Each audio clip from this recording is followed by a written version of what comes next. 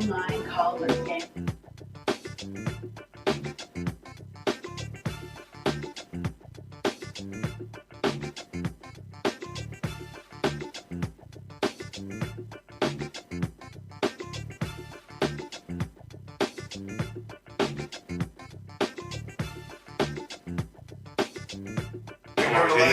Had all the people down. Jason Johnson came over. Jason Johnson to watch. Okay. It's fine though.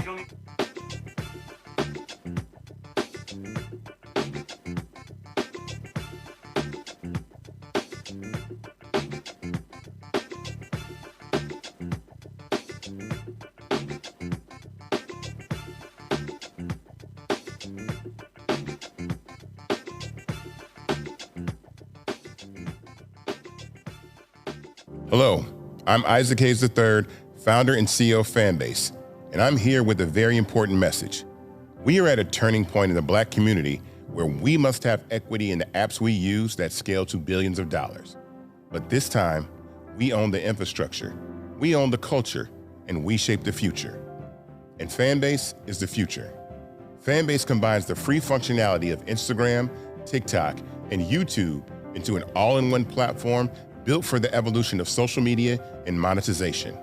With over 1.4 million users, that's real proof that we are shifting the conversation of tech ownership and equity for creators. So right now, I want you to go to startengine.com/fanbase and invest today. The minimum to invest is $399. That gets you 60 shares of stock in Fanbase at $665 a share. This marks a turning point in Black ownership of social media. If we don't take this opportunity to own social media right now, we will always be customers to our own creations. And that can't go on. So once again, go to startengine.com/fanbase and invest today. We must own the platforms where our voices live, our stories matter, and where our culture drives the world. Thank you. Folks, Black Star Network is here. I'm real revolutionary right now. Support this man, Black Media. He makes sure that our stories are told. Thank you for being the voice of Black America, Roland. Stay Black. I love y'all. All momentum we have now, we have to keep this going. The video looks phenomenal. See, there's a difference between Black Star Network and Black-owned media and something like CNN. You can't be Black-owned media and be scared. It's time to be smart. Bring your eyeballs home. You dig?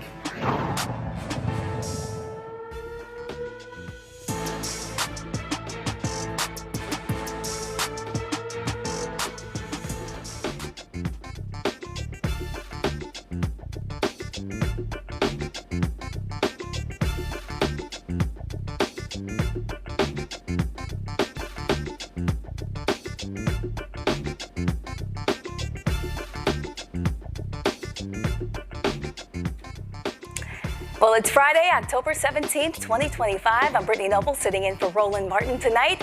Here's what's coming up on Roland Martin Unfiltered, streaming live on the Black Star Network. The Shutdown Showdown continues as the Senate fails for the 11th time to pass the bill to reopen the government, leaving thousands in financial limbo. A new study reveals 15,000 documented attempts to erase, distort, or suppress Black progress in America. The founder of the Onyx Impact will explain their findings. Plus, Mississippi's Department of Environmental Quality's Permit Board reversed its decision and unanimously approved a UK-based company to increase pollution from its wood pellet plant. We'll speak with a community organizer who promises to fight to keep Gloster's air clean. And Wake Forest University names a residence hall in honor of two Black distinguished alums with deep ties to the University and Winston-Salem. And we'll have highlights from the Chris Tucker Foundation Celebrity Golf Tournament. It's time to bring the funk on Roland Martin Unfiltered, streaming live on the Black Star Network. Let's go. He's got it. Whatever the miss, he's on it. Whatever it is, he's got the scoop, the fact, the find. And when it breaks, he's right on time and it's rolling. Best believe he's knowing, putting it down from sports to news to politics. With entertainment just for kicks, he's rolling. It's on go, roll, roll, y'all.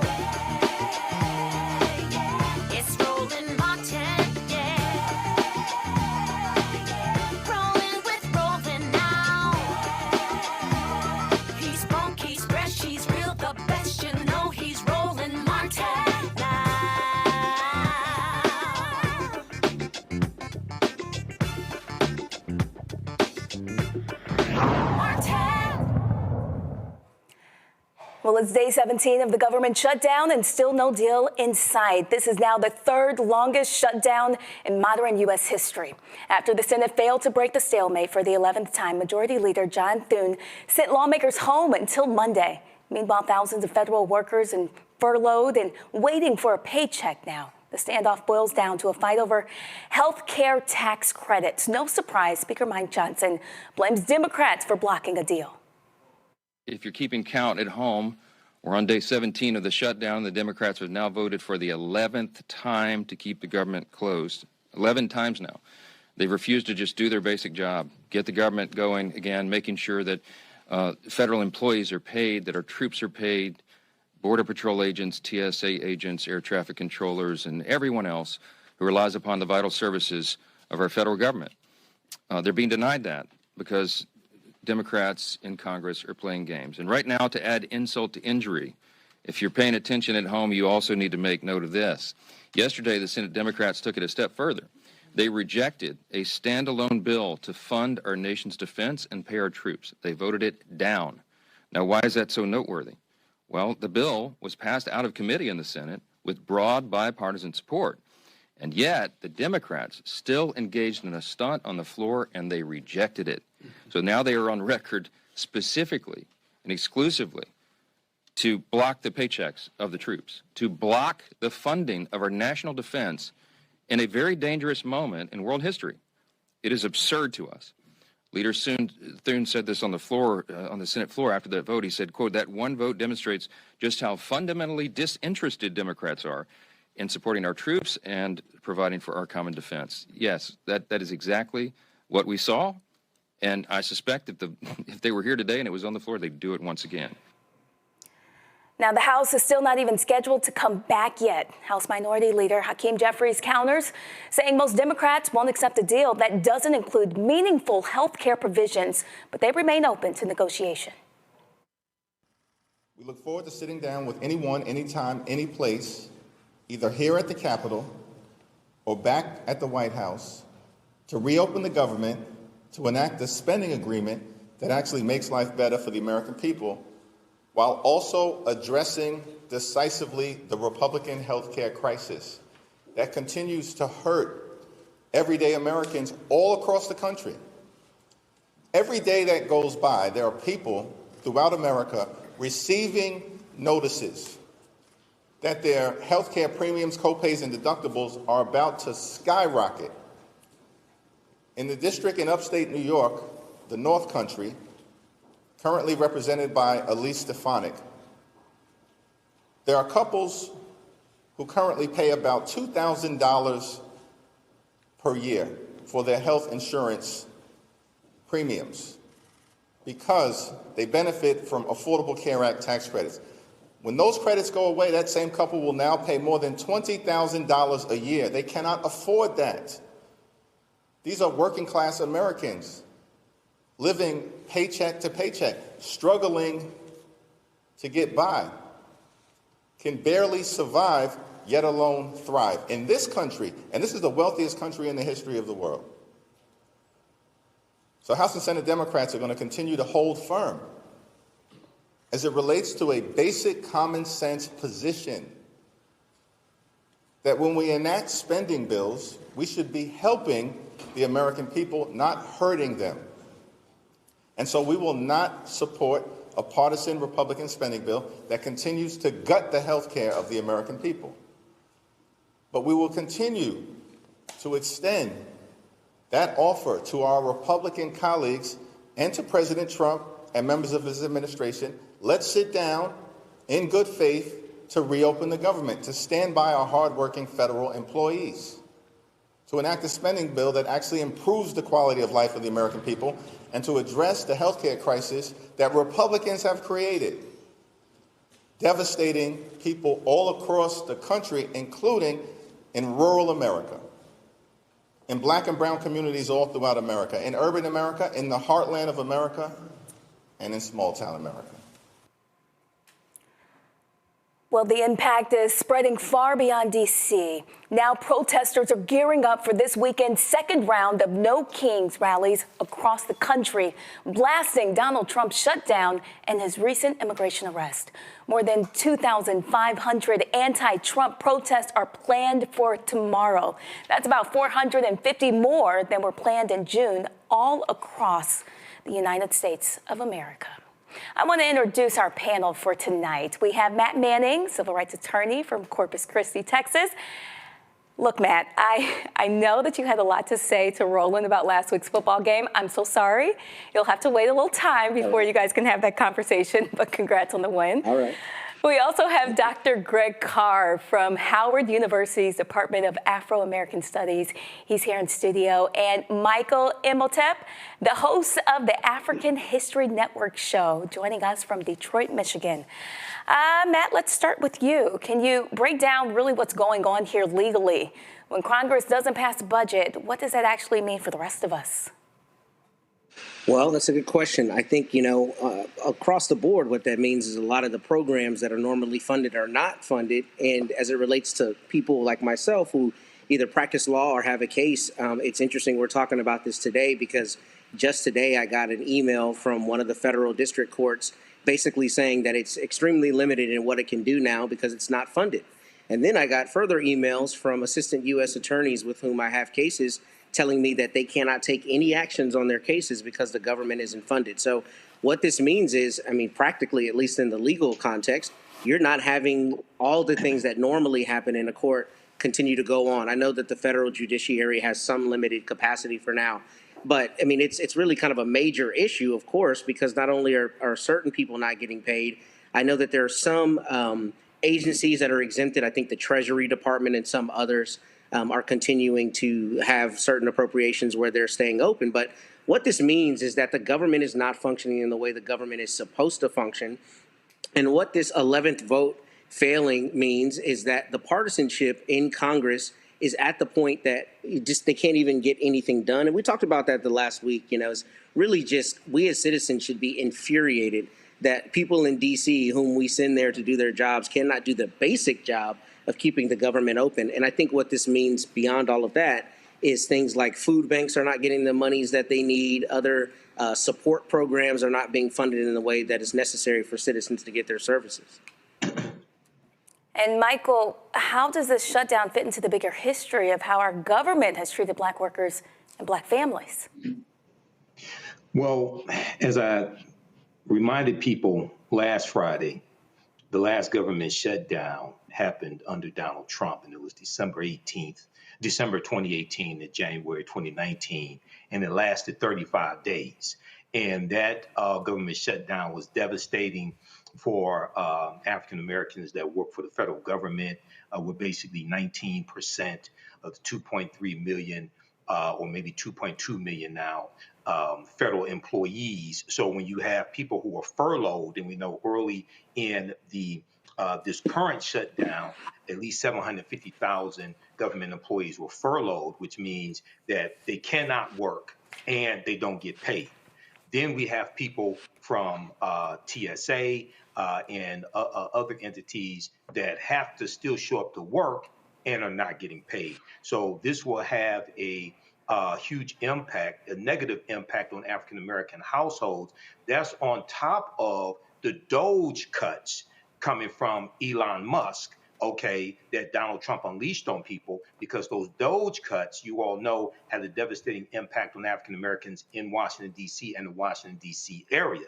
We saw a number of houses be put on the market, things of this nature. And it's important for people to really understand that 85% of government employees live outside of the Washington, D.C. area. They live all across the country. So, yes, this is having a devastating impact on the African American community. But if the American Care Act subsidies end, as they're supposed to at the end of this year, and they don't, and Democrats, Republicans don't fix that, that's going to have a devastating impact. And we know it's estimated that 11.8 million people are going to lose, at least 11.8 million are going to lose health care. So We're looking at short-term pain to try to stave off this long-term healthcare cliff that also affects affordability.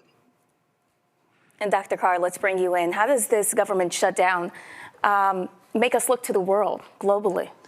Well, the United States has lost the world PR battle. All you got to do is read any of the foreign papers and see the workarounds that are being put in place. Brazil reaching out to Nigeria for new billion-dollar deals, China in everybody's embassy proposing deals. You see that. I think this story in particular hinges around a purebred liar named Mike Johnson, a MAGA Muppet, in fact, who was taking his orders from the President of the United States. It's not about paying or not paying the troops. This is about the expansion of presidential authority. Donald Trump, who doesn't remember much at these days, but when you hear him talk about constitutional law, he keeps repeating what's been put into his ear by a little nasty piece of work at the Office of Management and Budget named Russell Vogt. Article 2, Article 2, Article 2. They have this expanded theory of the presidency, the executive branch. And under that, that's what they're proposing to pay these troops with. The memorandum that Trump put out day before yesterday, this memorandum is written by Russell Vogt. It's to Pete Hegseth at the Pentagon. And it's from the director of the Office of Management and Budget. Trump's not running the government. He's just repeating what they're telling him to do. So when the Democrats voted against it, it's because they're not voting against paying the troops. What they're voting against is you can't expand presidential authority. The Constitution gives the power to purse exclusively to Congress. So this is what this is really about. And so when the MAGA Muppet gets up in line, by the way, Mr. Congressman, it'd be a very nice day. Isn't it a nice day to swear in Gravalva? Release the Epstein files. You don't want to swear her in. She's an elected congressman. All this is really about something else. And he's trying to make it look like it's the Democrats versus now the troops. And that's just a bold-faced lie. Do you think it's possible that lawmakers should or could face any type of penalties for what's happening? Absolutely, because we live in an idiocracy. People will actually listen to that fool and think that's what's happening. And so they'll say, why are y'all against the troops? So they could absolutely face blowback. And that's why I hope that the Democrats in the Senate voted to advance this, because they're afraid of blowback and not because they don't understand that this is about something very different. It's about expanding this presidency beyond the scope that has ever been seen in this country. Matt, I want to ask you, how does this shutdown, how does it impact our courts, housing and other civil rights cases? Can you talk to us in detail about some of those cases? Yeah, and that's a great question. I actually don't know the answer. I mean, I think what's going to happen, like I was saying, is a couple hours before we came on the air, I got an email from the Northern District of Texas, and they indicated there that the court is going to continue to hear things. So I think especially with criminal matters, the court will still be open. But as it relates to what even lawyers for the United States are able to do, it's severely limited. Like I mentioned, I have a couple cases right now against the United States where the government is a defendant, and the attorneys reached out to me weeks ago and said, hey, we're not going to have money to do our jobs. We don't have support staff. If you file something, I can't respond to it. So I've got to ask that the court stays the case. And, you know, we already have a DOJ that is not enforcing civil rights laws. In fact, is trying to find a way to flip the script and enforce them for white people, right? But what this means is anybody who is required to have the government plead their case, maybe somebody, for instance, who is a victim in a criminal case and they have immigration matters incidental to their involvement as a witness in a criminal case. I mean, it may be that they're not having a visa processed, that they're not being protected the same way, any incidental hearings to their safety are not being held, or maybe being held in a longer time frame than they're supposed to. So I don't know the answer on the ground on what that's going to affect, but I will tell you my own practice, it's already been affected because my cases are on hold because the United States cannot pay the lawyers that represents it. And to everyone, what are you guys hearing from people about how they're getting by while still waiting for Congress to act? Who's that question for? Anyone. I mean, really, what does the shutdown mean for the single mom working for the federal government or the family waiting for benefits to come through? How are they getting by?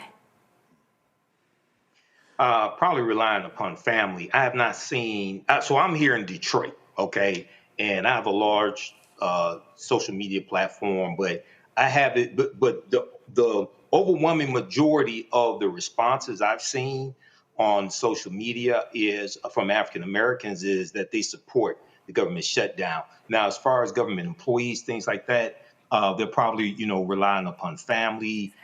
tapping into what little savings they have. I haven't seen. I remember in the last government shutdown, people having to call off from work, like working for the TSA. They couldn't afford gas to go back and forth to work, things like that. So I think as this goes on, you'll hear more stories like that. People trying to pay for childcare, can't pay for childcare, et cetera.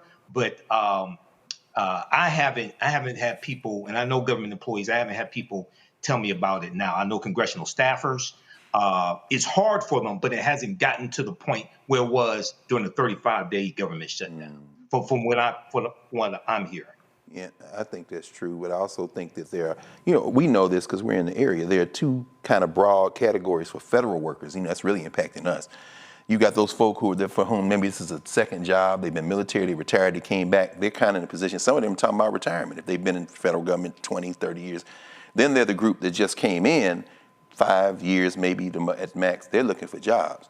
I think the biggest kind of retirement we saw this week is Admiral Halsey. He's over the Southern Command in the Caribbean Sea, and he's like, we don't know why, but I can imagine he's like, we're not just coming out here killing people in the Caribbean Sea claiming we claim terrorists. But this man did 37 years in the military, so him stepping out, it might even be a raise to people with his Social Security with his benefits and with his federal paycheck. So there's that group. I think they're fine. I think we're probably all more concerned about those younger folk, those transient folk, the people who operate around the periphery of the federal government, whether it's selling egg and cheeses or whatever they're selling at the delis or the little shops or the people who clean up in the buildings. And, what are they doing? And I think that's probably the two categories. Well, we have so much more to talk about here on Roland Martin Unfiltered. We want to know, did you get your copy of Roland's book, White Fear? How the Browning of America is making white folks lose their minds. It's available at bookstores nationwide. Get the audio version, read by Roland, on Audible. Coming up after the break, the man once trusted with America's top secrets is now accused of mishandling them. We'll discuss Donald Trump's former national security advisor with our panel on the other side of the break. Stay with us. Said the quiet part out loud. Black votes are a threat, so they erased them. After the Supreme Court gutted the Voting Rights Act in 2013, Republican legislatures moved fast. New voter ID laws, polling place shutdowns, purges of black voters from the rolls. Trump's Justice Department didn't stop it, they joined in. In 2018, his DOJ backed Ohio's voter purge system, a scheme that disproportionately erased black voters. Their goal, erase black votes and political power. Yeah, that happened. These are the kinds of stories that we cover every day on Roland Martin Unfiltered. Subscribe on YouTube and download the Black Star Network app. Support fact-based independent journalism that centers African Americans and the issues that matter to our community.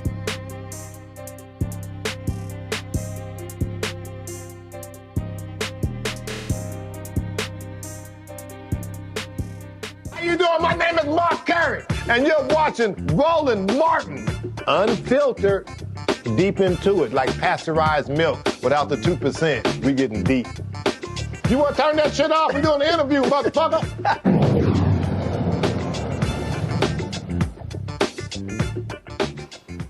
And welcome back. The twice impeached, criminally convicted felon-in-chief, Donald Trump's former national security advisor, John Bolton, pleaded not guilty today to 18 counts of mishandling classified information in a Maryland federal court. Prosecutors allege that Bolton emailed over 1,000 pages of sensitive material, including top secret national security details to family members, and kept classified documents at his home. Bolton, a frequent critic of Trump since he left the administration, claims that he is being targeted as part of Trump's campaign to intimidate his opponent. His attorney argues that the facts of the case were investigated years ago and that Bolton did not act unlawfully. If convicted, Bolton could face up to 10 years in prison for each charge, and this marks the latest indictment involving prominent adversaries of Trump. Let's bring our panel back into the conversation. I want to start with Matt. Can you help us understand what exactly are the legal consequences of these kind of charges?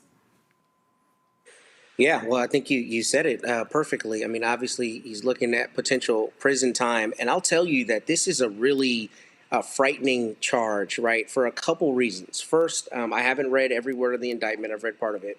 But my understanding is Mr. Bolton met with the FBI 8 times. I have never had a case where my client has met with law enforcement. I mean, I generally don't have them meet with law enforcement unless it makes sense to, right? But meeting with them 8 times is really a major issue to me, because it stands to reason then that the Federal Bureau of Investigation did not find any reason to charge John Bolton until now. I think basically what I'm getting at is it really calls into question the timing of this indictment. And I really am interested in seeing who individual 1 and individual 2, whom he allegedly sent this information, are, because I don't work in this space. I don't know the custom, but it wouldn't be surprising if this were somebody that either was a very high-level consultant, somebody with very high-level security clearances, because you would imagine somebody with this kind of security is not going to be sending this kind of information to your average person, presumably, right? So I'm wondering if part of the defense is that he's got a shield in whom he sent it to, or it wasn't actually sent to them because it was a contemporaneous distillation of what he was doing rather than the actual documents. I think once we see with greater specificity how exactly the government is saying he did this, that would be important. But the last thing is there's a difference between a transmission of information and retention of information. So my understanding is the retention in this situation is kind of what Mr. Trump was alleged to have done before with documents at Mar-a-Lago, keeping documents he wasn't supposed to keep, as opposed to disseminating documents. And I think the evidence is going to be very important to see what exactly Mr. Bolton was alleged to have done with respect to both buckets of claims. And Matt, if this were an everyday government worker accused of mishandling classified information, do you think the outcome would look different? That's an interesting question. So I think if it's a regular worker who hasn't met with the FBI 8 times, yeah, maybe they do charge this person. But does the general public ever find out about that indictment? No. Does the president and his MAGA Muppets, as the esteemed Dr. Carr said, go across the country and talk about how he's out to get his enemies without saying it brazenly? No, because this kind of thing probably has happened, and there have probably been a myriad of accusations against different people over the years for this exact crime. But what is odd about this to me is somebody who is in the position of national security advisor or anything up at that top echelon of government, they know how this works. So to me, it seems kind of per se hard to imagine that someone with this long government history would do something foolhardy. I mean, I suppose anything can happen, but it seems to me there's a lot more to this story, and we haven't heard it yet because all we hear is the accusations. Michael, what type of message does it send to the public about who gets punished and who doesn't? Well, the message that it sends is that Donald Trump is carrying out his enemies list, and he's fulfilling a campaign promise. So he's went after Letitia James. He's went after James Comey, indicted, going after John Bolton. And this is somebody, who served in the previous Trump administration as his national security advisor, but has been a virulent critic of Donald Trump. So he's getting this backlash. This indictment on 18 counts of violation of the Espionage Act, it does follow like a traditional investigation and prosecution, but it still has a stench of retribution. Okay, so we'll have to see how this plays out. We do know that this was investigated under the Biden administration, and charges were not brought. So we'll see what happens with this. But at the same time, to echo Matt, somebody who is John Bolton, somebody who is such a former national security advisor, someone who understands how to handle classified documents. I would be surprised if he was like this careless if all of these allegations prove to be true in court. And Dr. Carr, from a national security standpoint, how serious is it when a former advisor is accused of mishandling classified documents? It's very serious. Of course, this is very unserious. Like Mike said, this ain't a murder retribution attempt. As Mike said, remember John Bolton published his memoir, The Room Where It Happened. And let me be very clear, John Bolton is an open enemy to our common humanity. He's a warmonger. This isn't about that. We have to separate those two things. Trump and them launched an investigation of him in 2020. But you know what stopped him was we did. He lost the election. Biden and them, as Mike said, went through and said there's nothing here. So they're bringing that back again. And as Matt said, I mean, he was not charged with obstruction. He's charged with transmission, which is, that's very serious. You would think nobody should be transmitting things over social media. Wait, the Secretary of Defense. So I guess if you're Pete Hegseth on Signal, it's okay. But if you're John Bolton, somehow it's not. And obstruction, of course Trump wasn't giving that stuff up in Mar-a-Lago in his bathroom. And if you're him, the Supreme Court has given him a pass. This is not a serious thing. This is a retribution thing.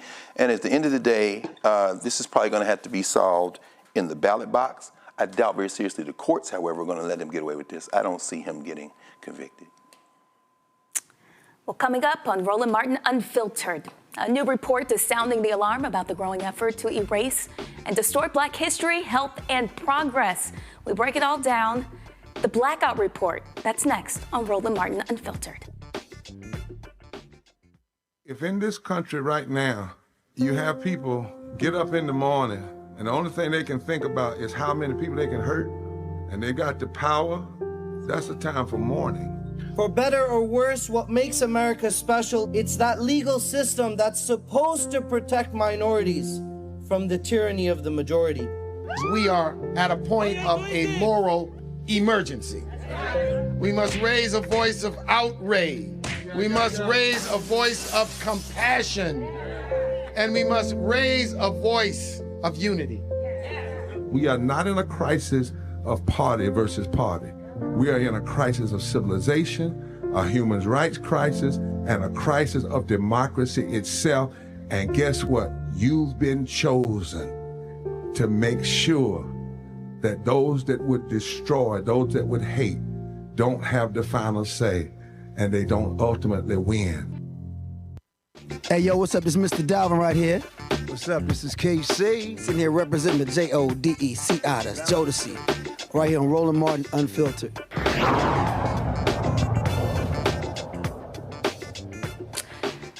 Well, a new report from Onyx Impact is sounding the alarm, saying there's a nationwide effort to erase and twist Black history, health education, and even our economic progress.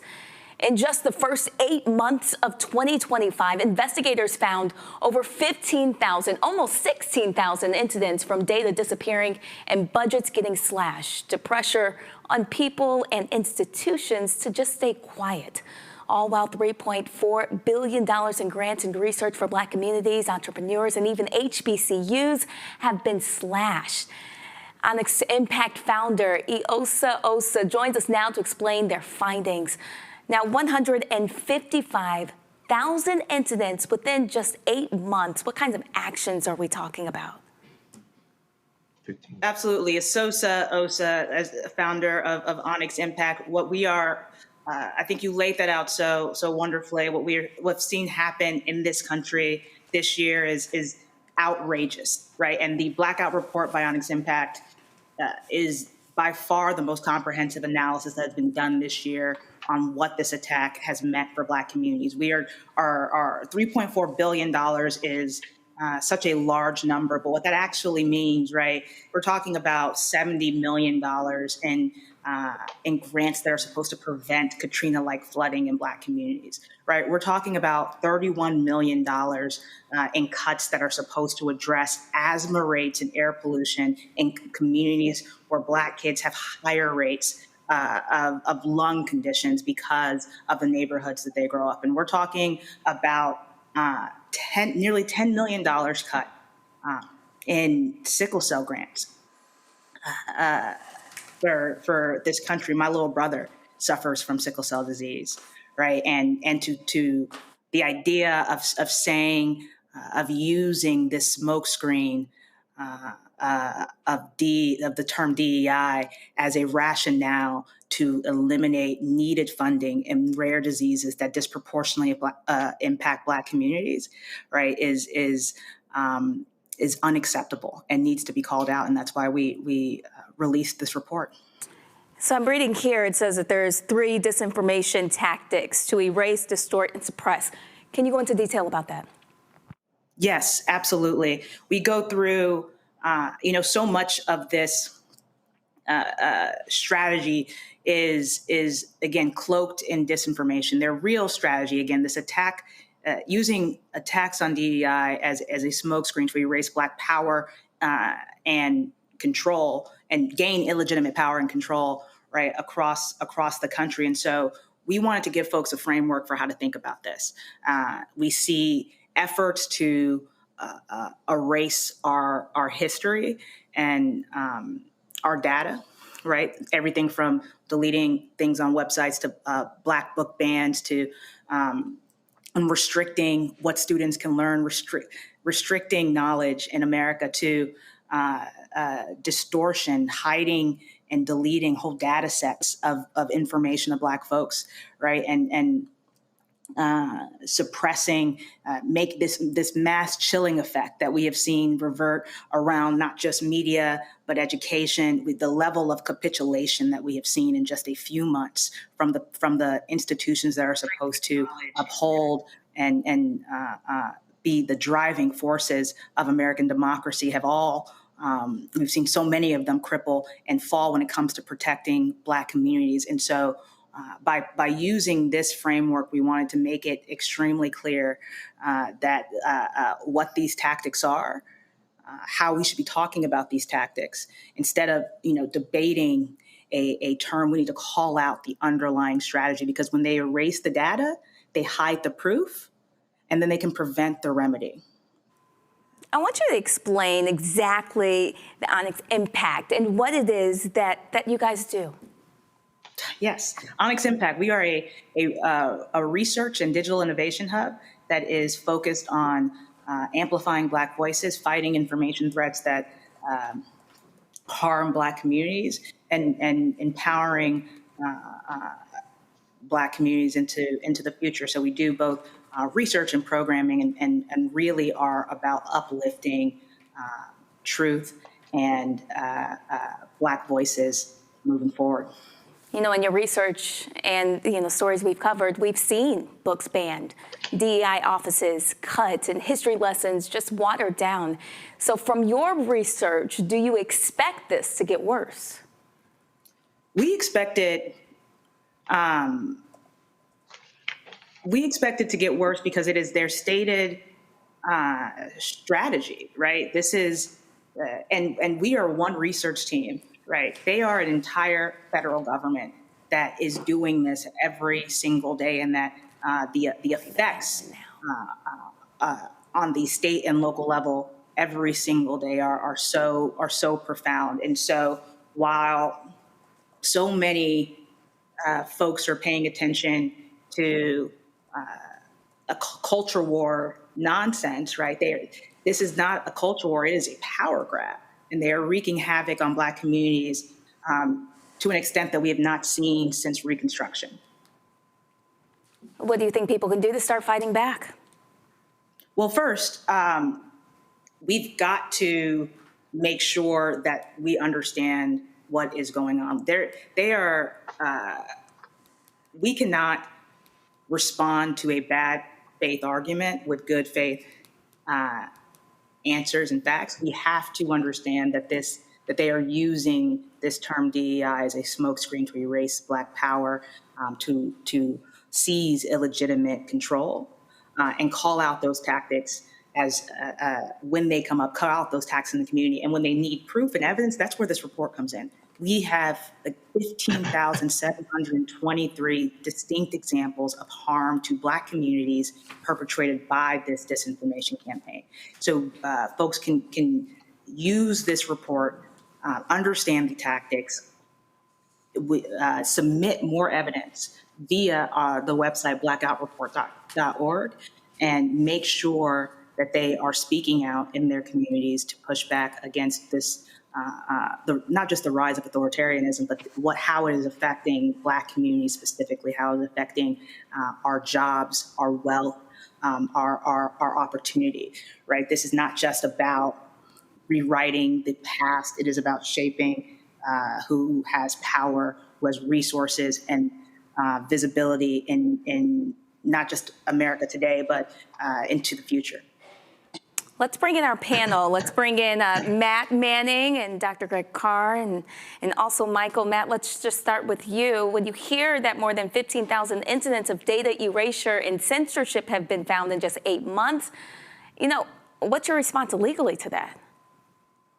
I mean, my response to that is it's abhorrent that you're trying to remove history and such an important history here in the United States. But what I wanted to ask Isosa that I think is really a brilliant thing. I saw your methodology. It makes perfect sense to me. But I'm interested in seeing what you think that means for a larger kind of phenomenon outside of the things that are not represented in your data set. And the reason I'm asking is on the local level where I live, they've been fighting book bans forever. That might not be represented in every little city, every little county, but I'm seeing it, when I look in the newspaper that there's Mothers Against Liberty fighting book bans and trying to stack the deck with the board and that kind of thing. So I'm interested in your thoughts on how you can extrapolate from the data you got, what you think those phenomena are looking like on an even lower level, the local city, county levels.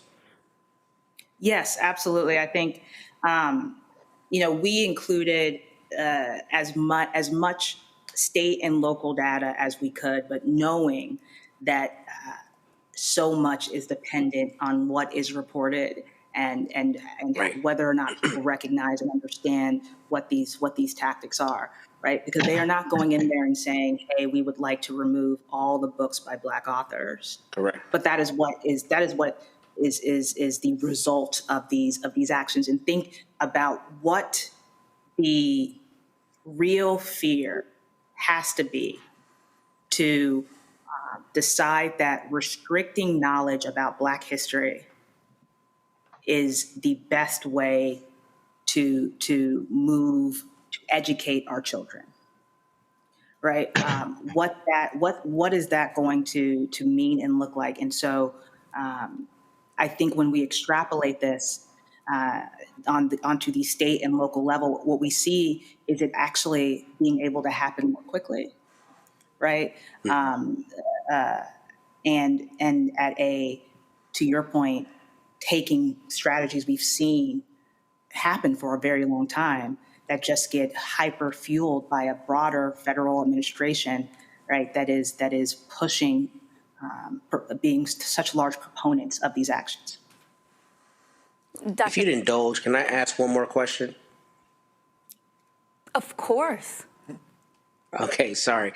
Very quickly. So is your data something that can be searchable by state or by locality so that people can see precisely what kind of grants you found were applied for, other things in their specific area and try to push back? So some of the data is definitely searchable by state. You can, when you go to blackoutreport.org or you can go to our website onyximpact.org, it'll take you straight to the report. There are plenty of links to the actual data set where we break all of this down. And so the grant cuts and things, absolutely, you can see exactly where those are in the database. But broader general book bans, things that are not necessarily state specific, will not have a specific state next to it. But we're trying to provide as much data as possible, even though thank you. Apparently only one side is. Dr. Carr, what's your response to the report? Oh, thank you for that, Brittany, and it's good to see you again, Sister Sosa. Thank you for the work that you all are doing. Of the two areas, the data, of course, probably should be, as you walking, explaining this, probably the most concerning. We saw that they got rid of the sister, Carla Hayden, who headed the Library of Congress, replaced her with a hack, Todd Blanche. I think that's Trump's lawyer, the one that went down and met with Maxwell. But Library of Congress controls the Copyright Office. I've had a lot of colleagues being concerned about AI and them now having access to that and training AI on data that they can just maybe figure out how to get access to in the Library of Congress.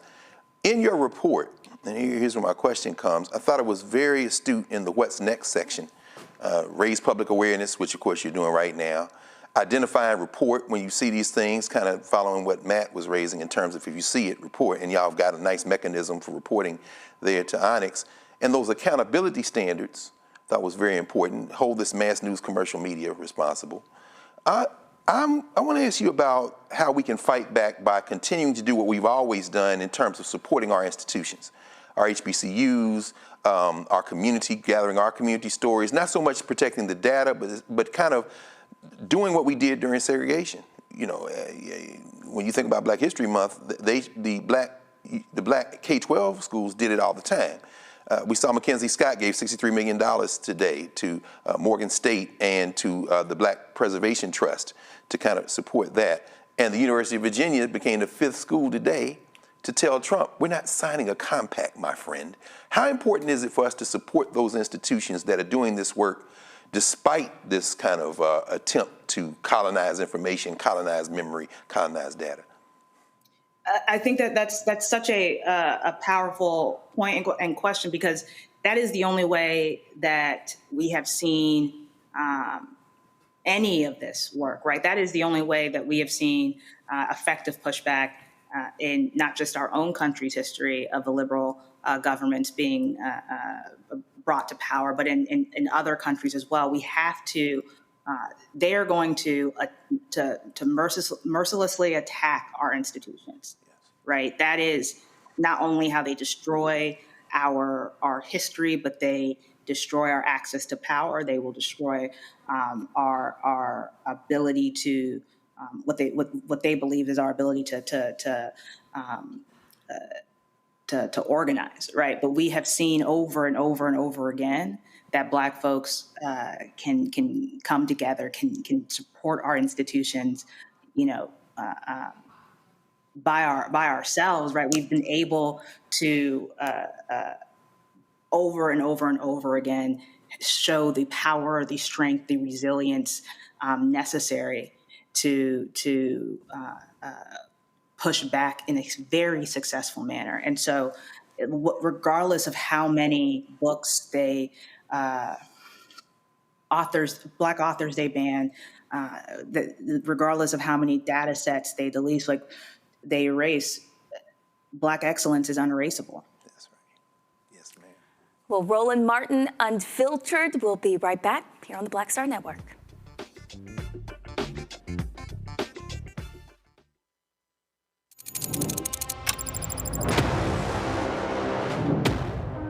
Afrotech, it's a lot of beauty, a lot of brilliance, a lot of intellect, a lot of innovation. Companies that are most diverse are more profitable. We're getting culture, we're getting community, we're getting the best of the best. And not only are we here to greet each other, but we're here to network and to elevate each other. Everybody from all the major tech companies here, and that means that now everybody's in the same domain.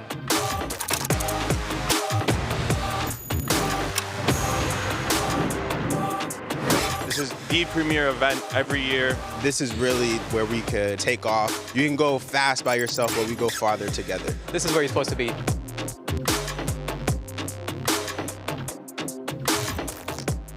Next on the Black Table with me, Greg Carr.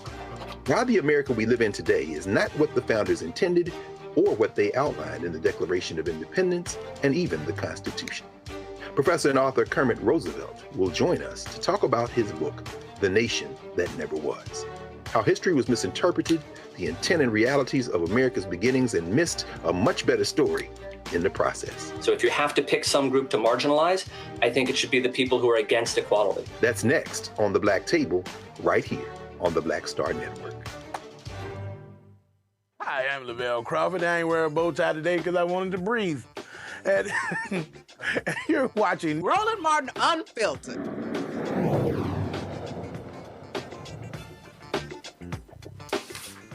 Welcome back. I want to thank Ms. Osa for joining us and for explaining the research about blackout, the real-world cost of erasing, distorting, and suppressing Black progress. I want to continue talking with the panel about what this report shows. Michael, if you don't mind, what kind of long-term harm does this create when accurate data about Black communities disappears? All right, and I'm gonna have to get Isosa on the African History Network show as well to dig deep into this. But this is devastating. Now, the work that I do, I have been warning African Americans specifically about Project 2025 going back to 2023, and these attacks that she enumerated here are laid out in Project 2025.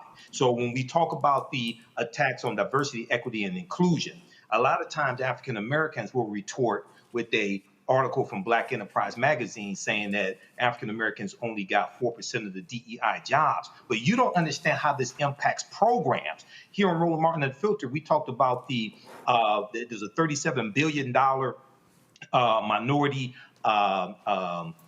program for business owners, and how African Americans were getting even a small part of that, but that's been wiped out.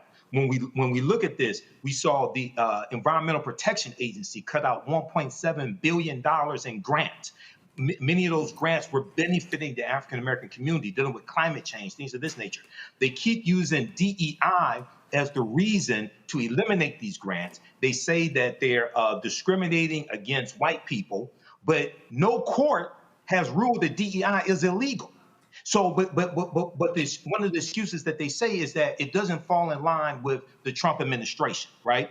We saw that on day one in office, after Donald Trump got a Negro preacher from Detroit, right, to mangle Dr. King's "I Have a Dream" speech.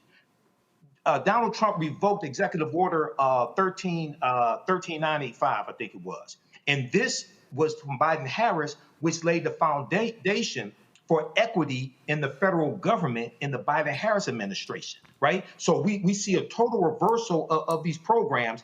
And another thing that they use is the Supreme Court ruling from 2023 that dealt with affirmative action in college admissions, okay? So on Donald Trump's second day in office, he revokes Executive Order 11246, which was affirmative action signed into law by President Lyndon Baines Johnson in 1965. As racist as Ronald Reagan was, he didn't revoke that executive order, but Donald Trump did it his second day in office. So as Nicole Hannah-Jones, who spearheaded the 1619 Project, she wrote a in-depth piece for the New York Times back in June 2025 called "How Trump Upended 60 Years of Civil Rights in 2 Months."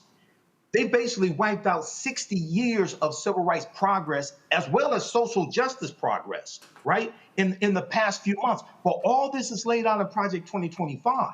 So one of the things that we have to do is have a deep dive into how is it that they put this 922-page document in print, sold it, disseminated it, but so many African Americans were dumbfounded and caught flat-footed. We have what a lot of people don't understand is that the Heritage Foundation has been putting out their policy playbook called Mandate for Leadership, the Conservative Promise, for over 40 years, going back to 1981 during the first Reagan administration. And they put it out each election cycle. Project 2025 was the latest version of Mandate for Leadership, the Conservative Promise. You have to understand how long these people have been planning something like this. And going back to the previous segment, when Dr. Greg Carr was talking about expanding presidential powers, that's the Unitarian executive theory that Russell Vought expounds on and pushes. And Russell Vought is the architect of Project 2025. He served as the ombudsman in the first Trump administration. All this stuff was planned. So when we have Black social media disinformation agents lying to our people, when we have all these Black people walking around with a smartphone but dumber than ever, we have to do a deep analysis on how the hell did they play in our face, lie to us, say Trump didn't know anything about it, and 48% of Project 2025 has been put in place in the past 9 months based upon the Project 2025 tracker. Dr. Carr? I mean, everything Mike said tracks. I mean, it's an interesting line in the Onyx report. And of course, as we know here, this is the second major report that Isosa and her team have put together. One was on disinformation, which we should have been paying a whole lot more attention to, given the fact that we ended up with this guy back in the White House. But they write in the report, this is not a culture war. It's a disinformation-fueled power grab.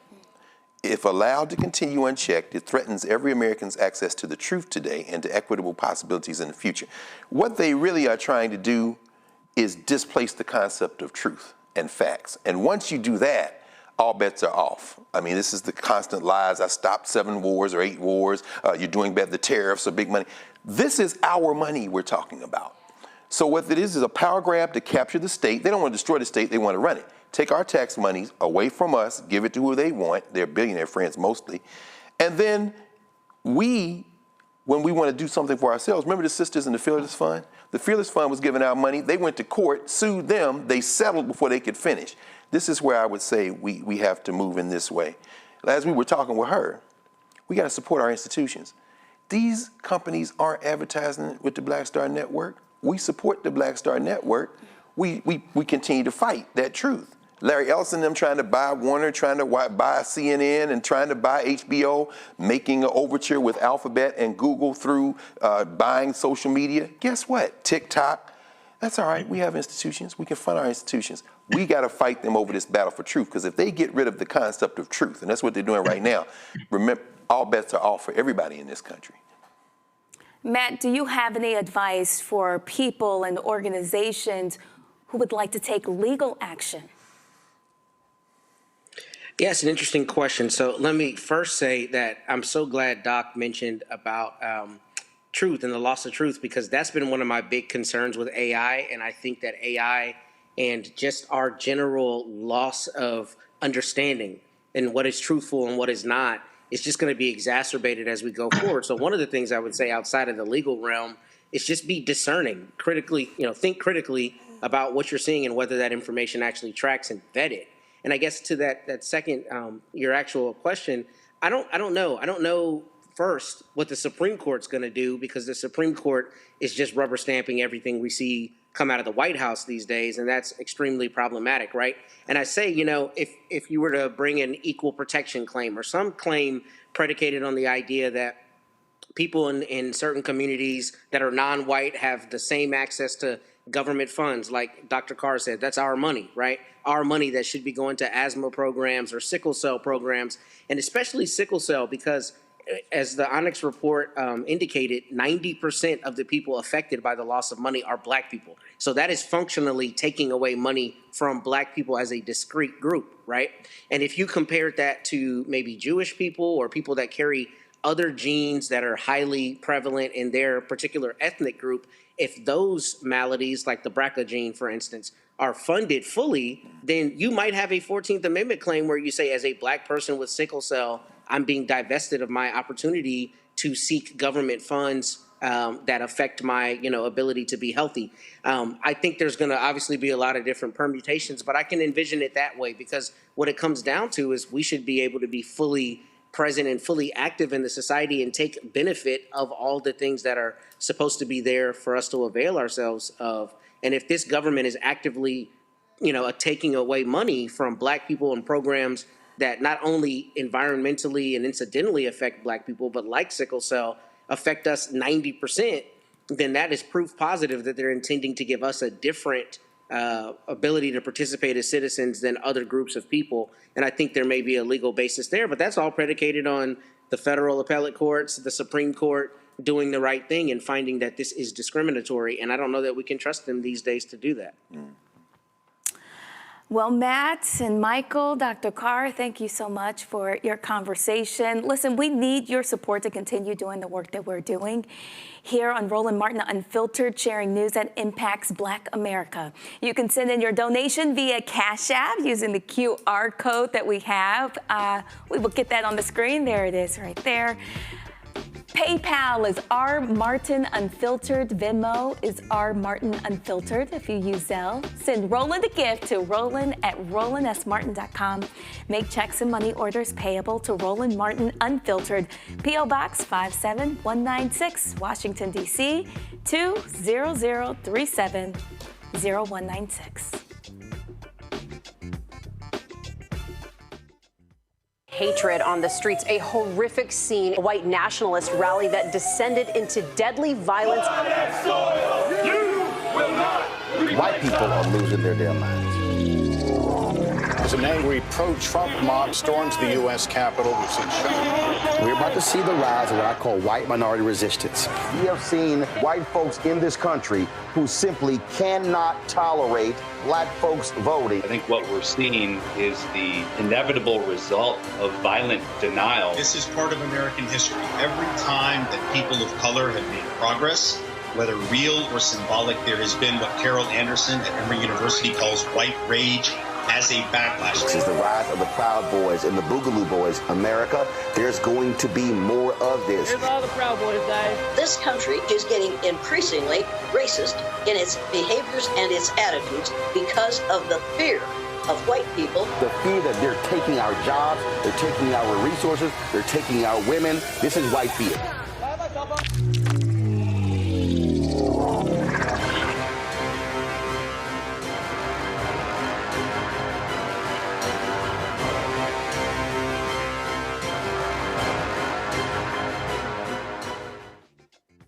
What's up, everybody? It's Godfrey, the funniest dude on the planet. And you're watching Roland Martin Unfiltered.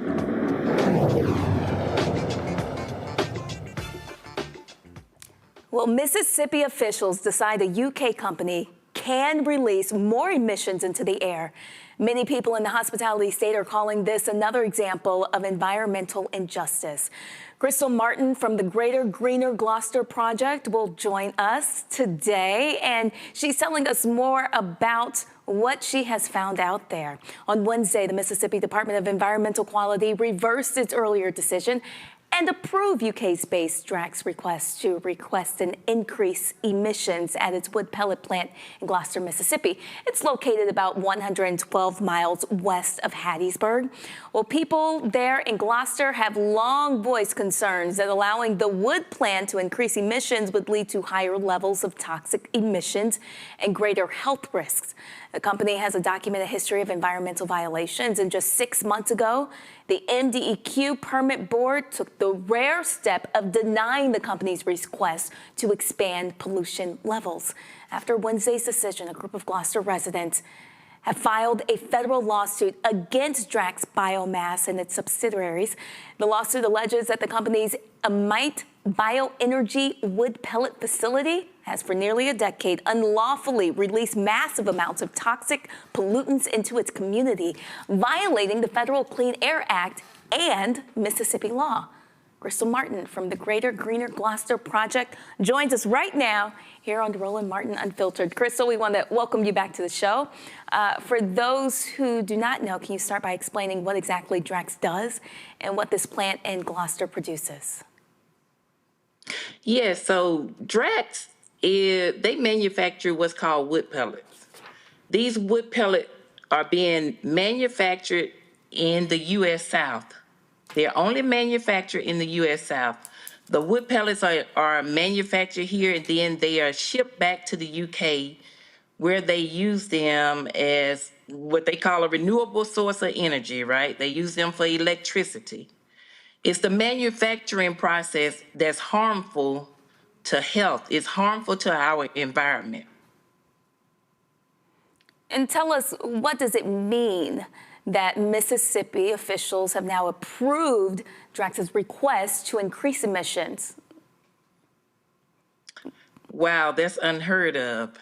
6 months ago, we were there with MDEQ. They made the decision to deny the permit, and we're trying to figure out what happened.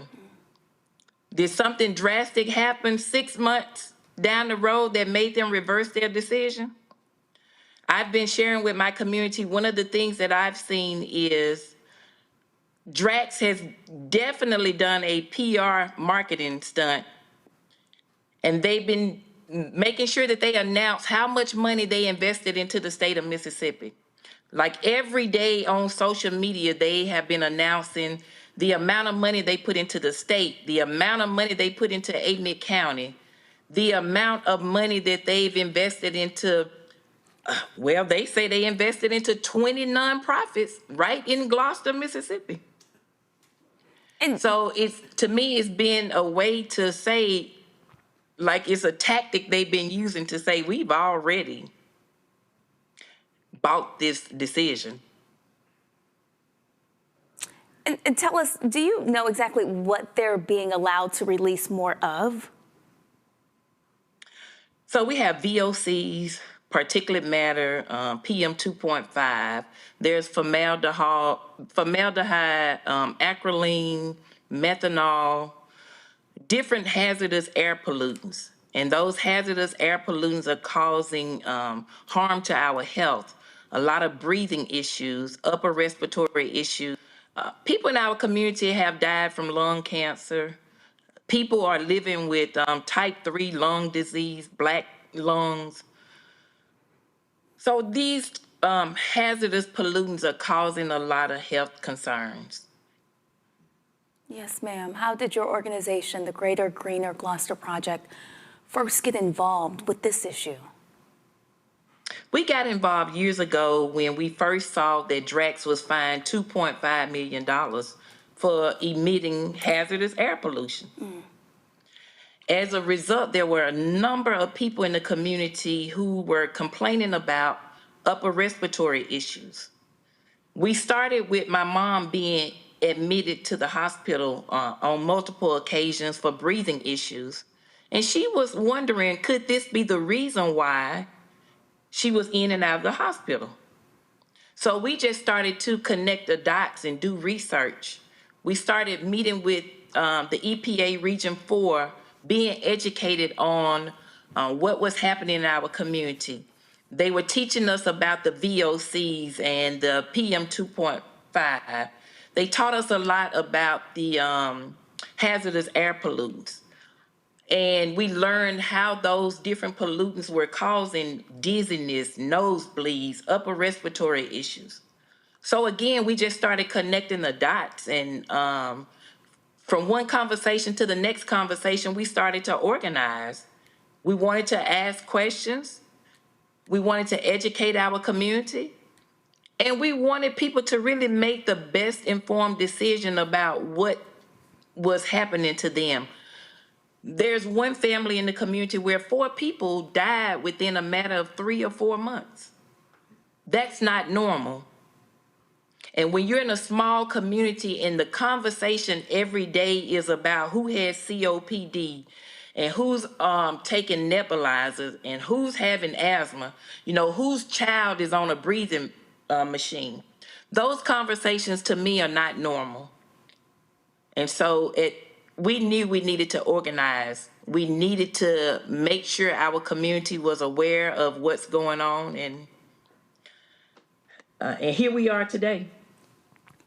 Let's bring in our panel. Again, Matt, Michael, Dr. Carr.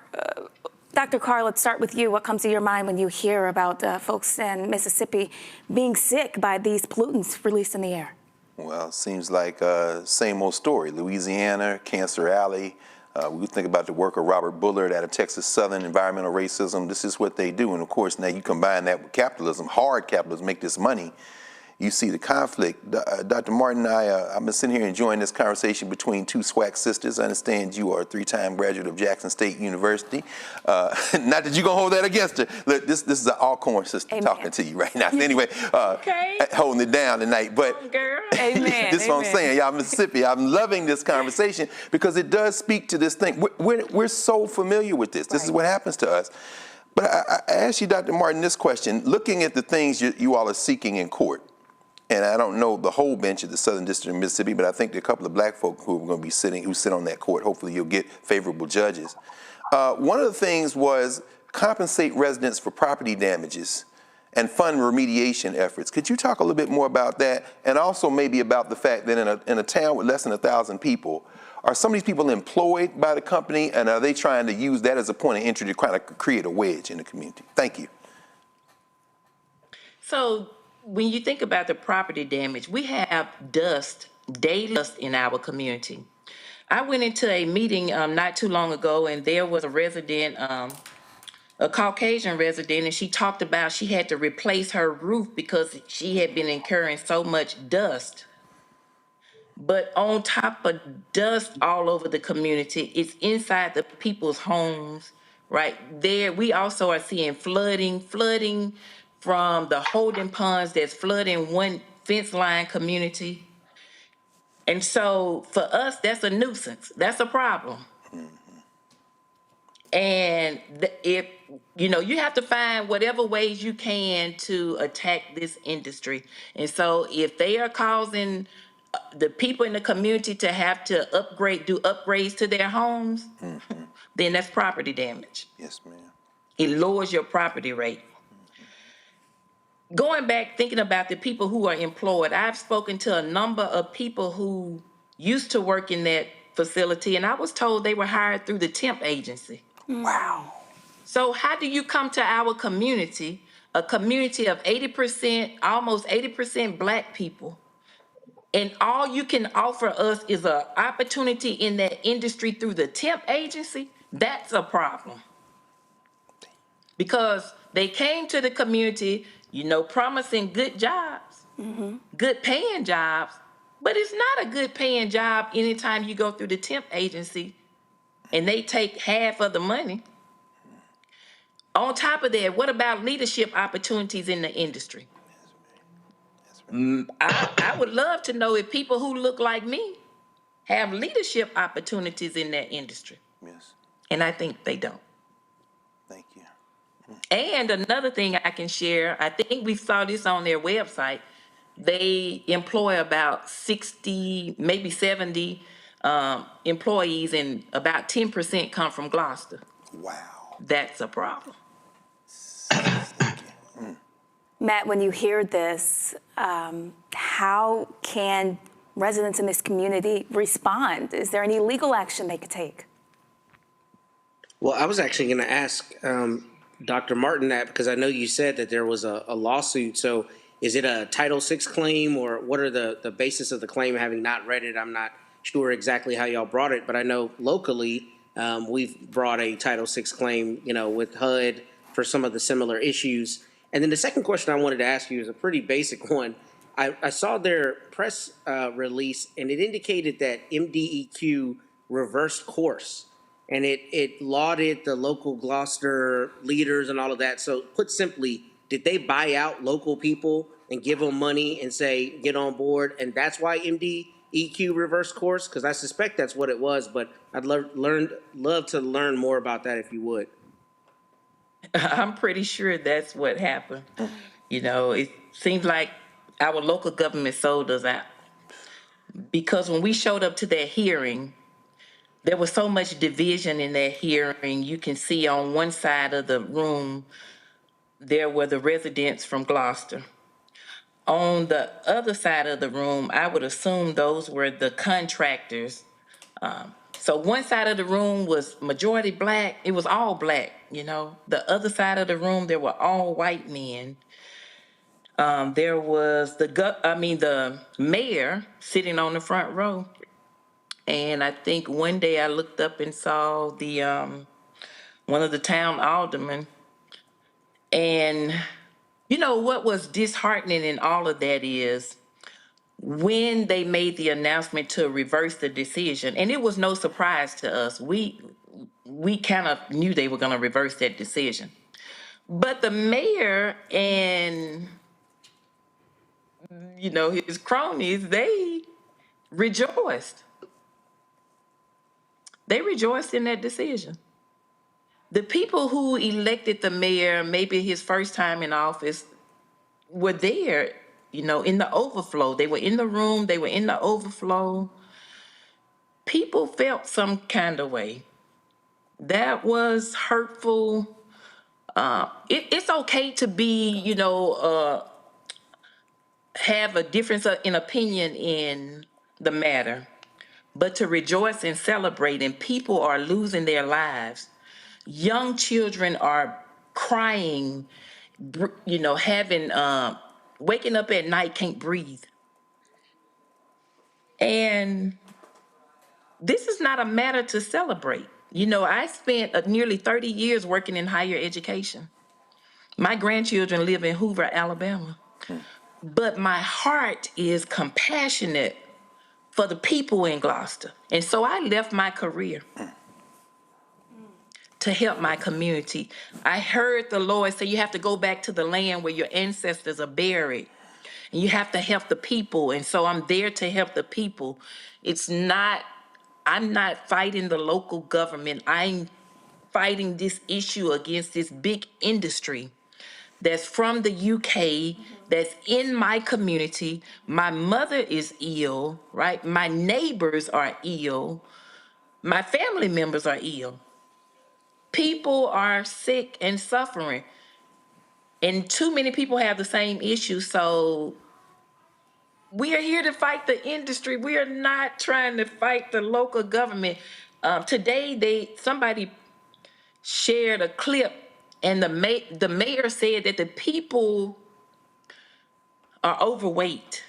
They smoke tobacco, and that's why they're sick. But really, Michael, this connects to a larger environmental justice fight really all across the South. This is not just happening in this one part of Mississippi, correct?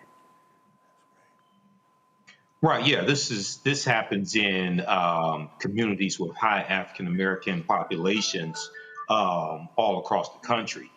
Dr. Greg Carr a few minutes ago mentioned Cancer Alley down in Louisiana, because we've talked about that here on this show before.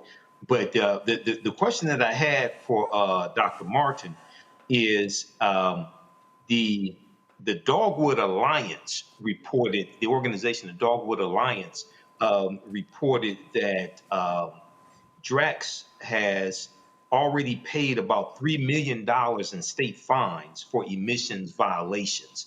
So do you know anything about that? And if so, over what period of time were these violations that these fines that they paid? And if that's the case, then what justification is the state using to allow them to increase emissions when they've already been fines? They've shown a pattern of violating state standards when it comes to emissions. Okay, and then just a quick follow-up to that. Has anybody asked the mayor? You said the mayor, who's African American, was elated and jumping for joy when this was granted to them. Has anybody asked him, what are you so happy about?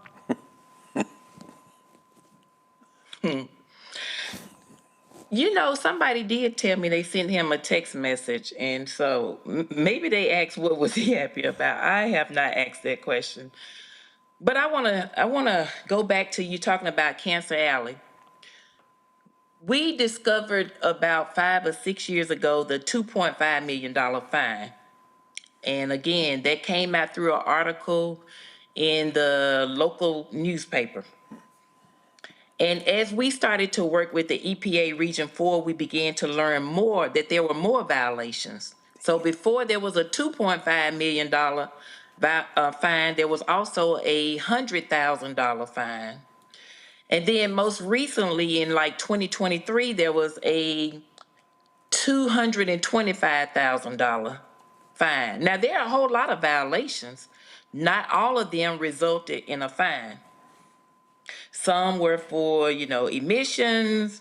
They didn't report they didn't get their paperwork or whatever completed on time. So they have a number of violations, right?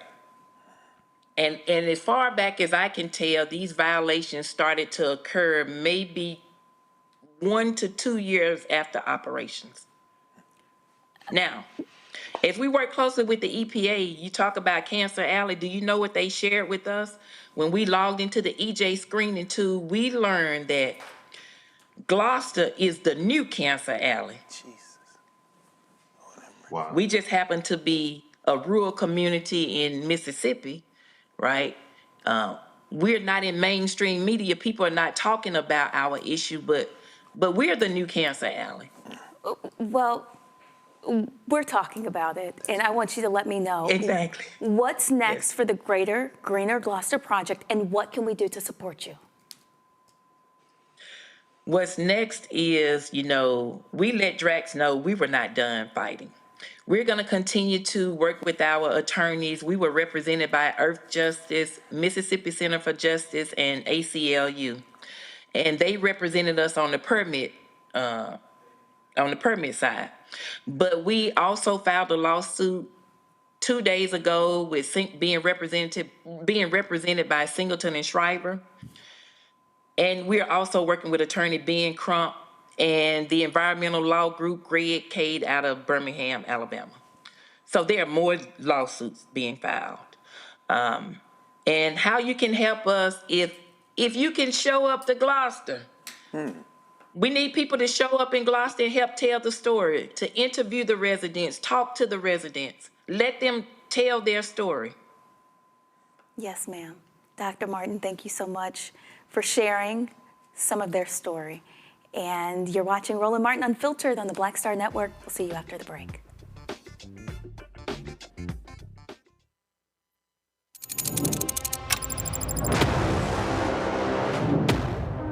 Afrotech, it's a lot of beauty, a lot of brilliance, a lot of intellect, a lot of innovation. Companies that are most diverse are more profitable. We're getting culture, we're getting community, we're getting the best of the best. And not only are we here to greet each other, but we're here to network and to elevate each other. Everybody from all the major tech companies here, and that means that now everybody's in the same domain.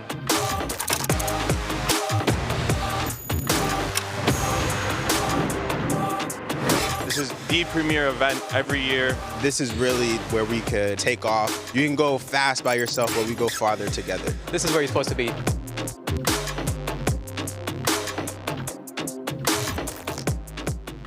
Next on the Black Table with me, Greg Calker. Why the America we live in today is not what the founders intended or what they outlined in the Declaration of Independence and even the Constitution. Professor and author Kermit Roosevelt will join us to talk about his book, The Nation That Never Was. How history was misinterpreted, the intent and realities of America's beginnings, and missed a much better story in the process. So if you have to pick some group to marginalize, I think it should be the people who are against equality. That's next on the Black Table, right here on the Black Star Network. Hey, I'm Tasha Cobbs, and you are watching Roland Martin Unfiltered. But I need a little filter. I need something. Blow me out. Make me look 35.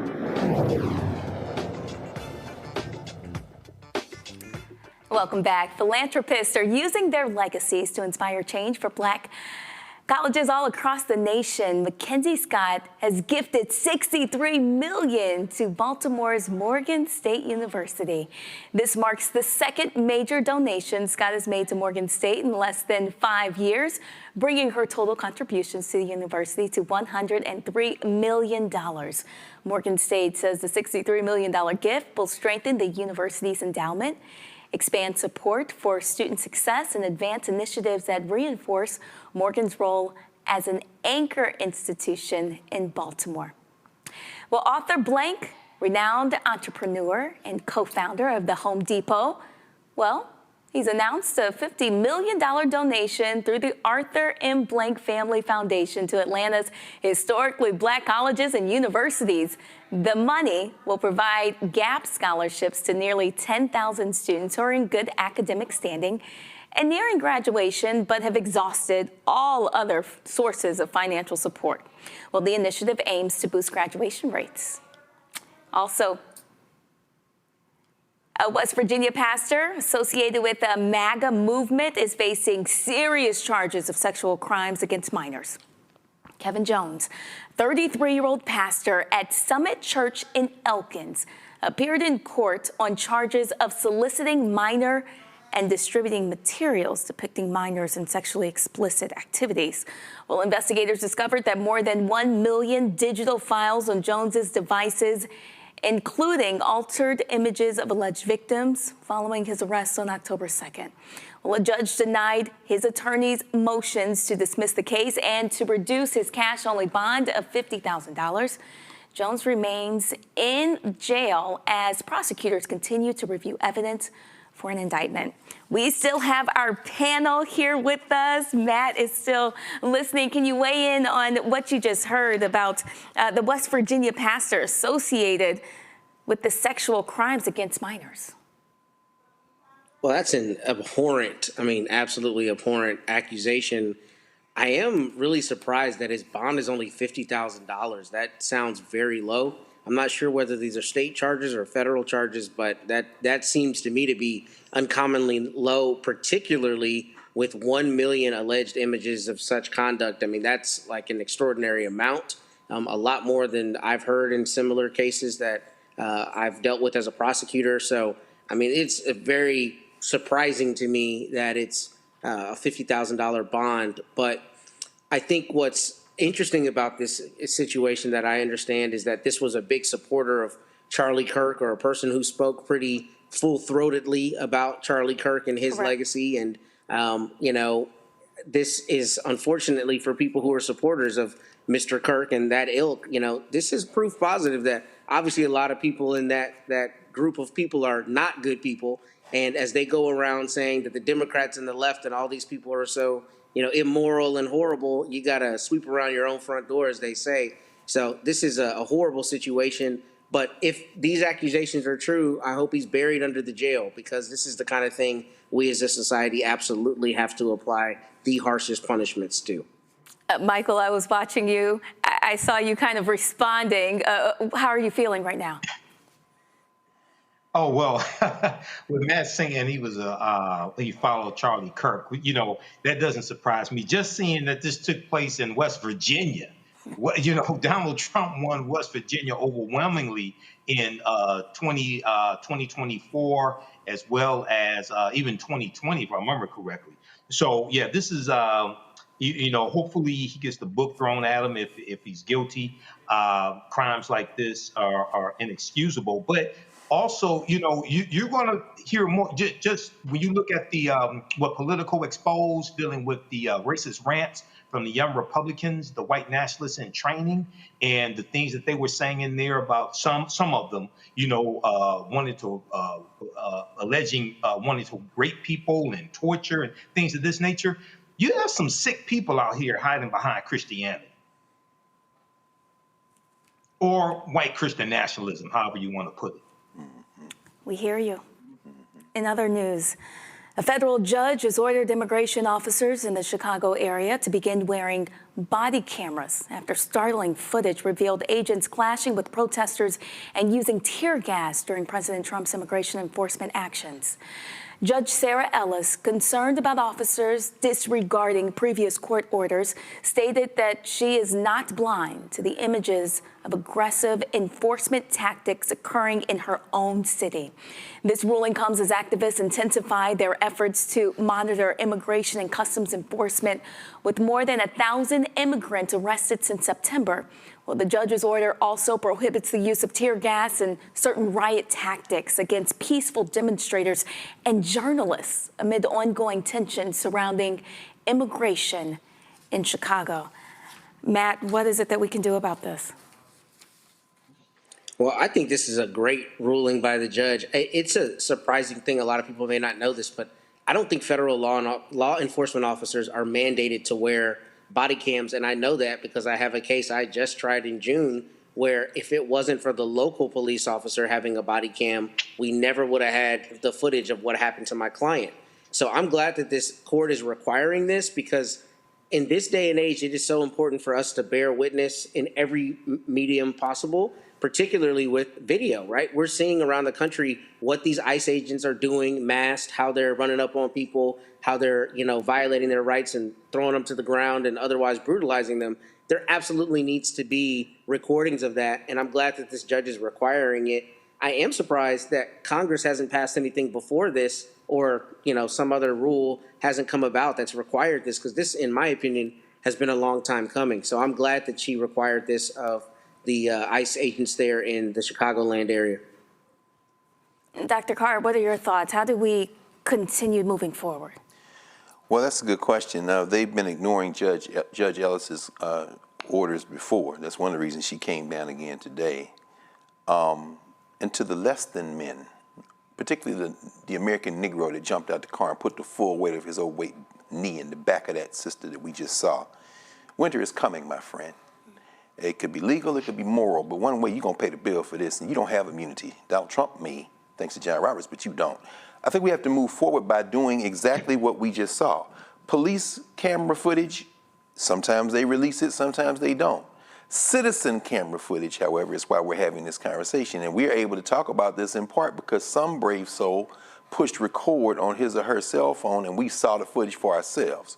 Chicago, these punks, these less than men and women who have been signing up to do this, we see them smashing cars in the streets. We see them running into cars and jumping out.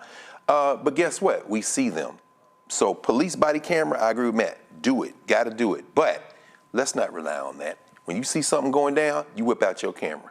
Because all of this is evidence for when the administrations change, when the government changes, and when you boys and girls going to get brought up on charges. And we're going to have this evidence because we took it, not the police. And Michael, what are your thoughts surrounding this? How does history impact our decisions now, and how do we use that to make decisions in the future? Well, I think this is a good ruling. Yes, they need to wear body cameras and have them actually recording. Yes, we need to keep recording as well. But also, you know, as I've talked about here on the show, and we have the No Kings rally coming up this weekend.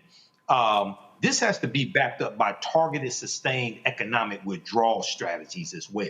You know, Dr. King taught us that we have to always anchor our external direct action with the power of economic withdrawal. So there has to be a concerted effort to target those corporations that help finance Republicans and put them in power, help finance Donald Trump.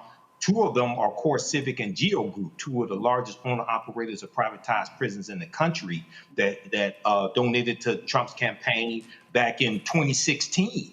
They donated to him as well as 2024, and they have lucrative contracts to house the migrants who are being arrested by ICE right now.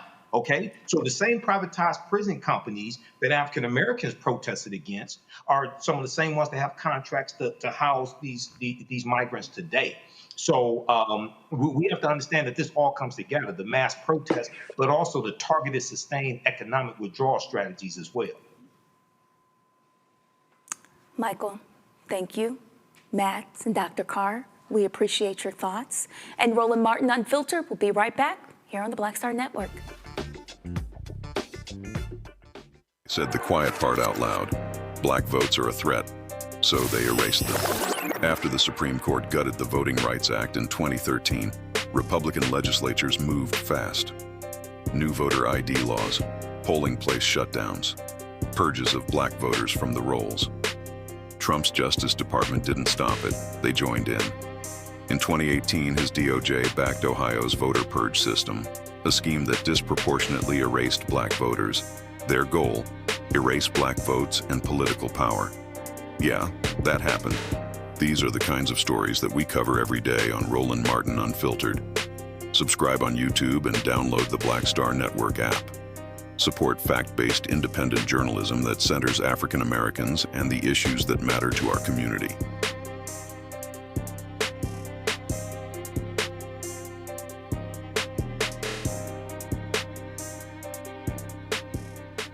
This week on The Other Side of Change. Book bans, anti-intellectualism, and Trump's continued war on wisdom. This is a coordinated backlash to progress. At the end of the day, conservatives realized that they couldn't win a debate on facts. They started using our language against us, right? Remember when we were all woke and the woke movement and all that kind of stuff? Now everything is anti-woke, right? When we were talking about including diversity, equity, inclusion in higher education, now it's anti-DEI. All this are efforts to suppress the truth because truth empowers people. You're watching The Other Side of Change only on the Black Star Network. Hey, this is Motown recording artist Kim. You are watching Roland Martin Unfiltered. That boy, he always unfiltered though. I ain't never known him to be filtered. Is there another way to experience Roland Martin than to be unfiltered? Of course he's unfiltered. Would you expect anything less? Watch what happens next.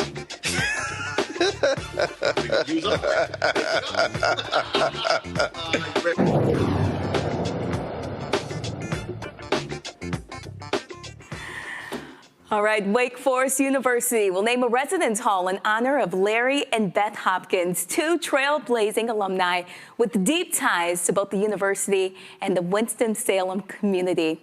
Beth Hopkins has built a decades-long career in law, education, and community outreach.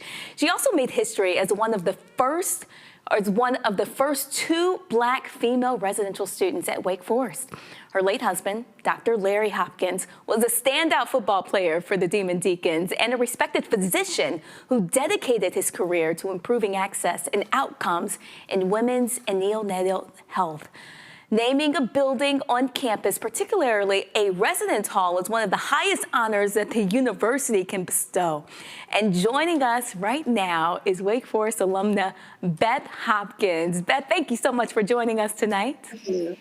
Thank you. My pleasure. Yes, ma'am. How did it feel when you found out that Wake Forest was naming a residence hall in your and your husband's honor?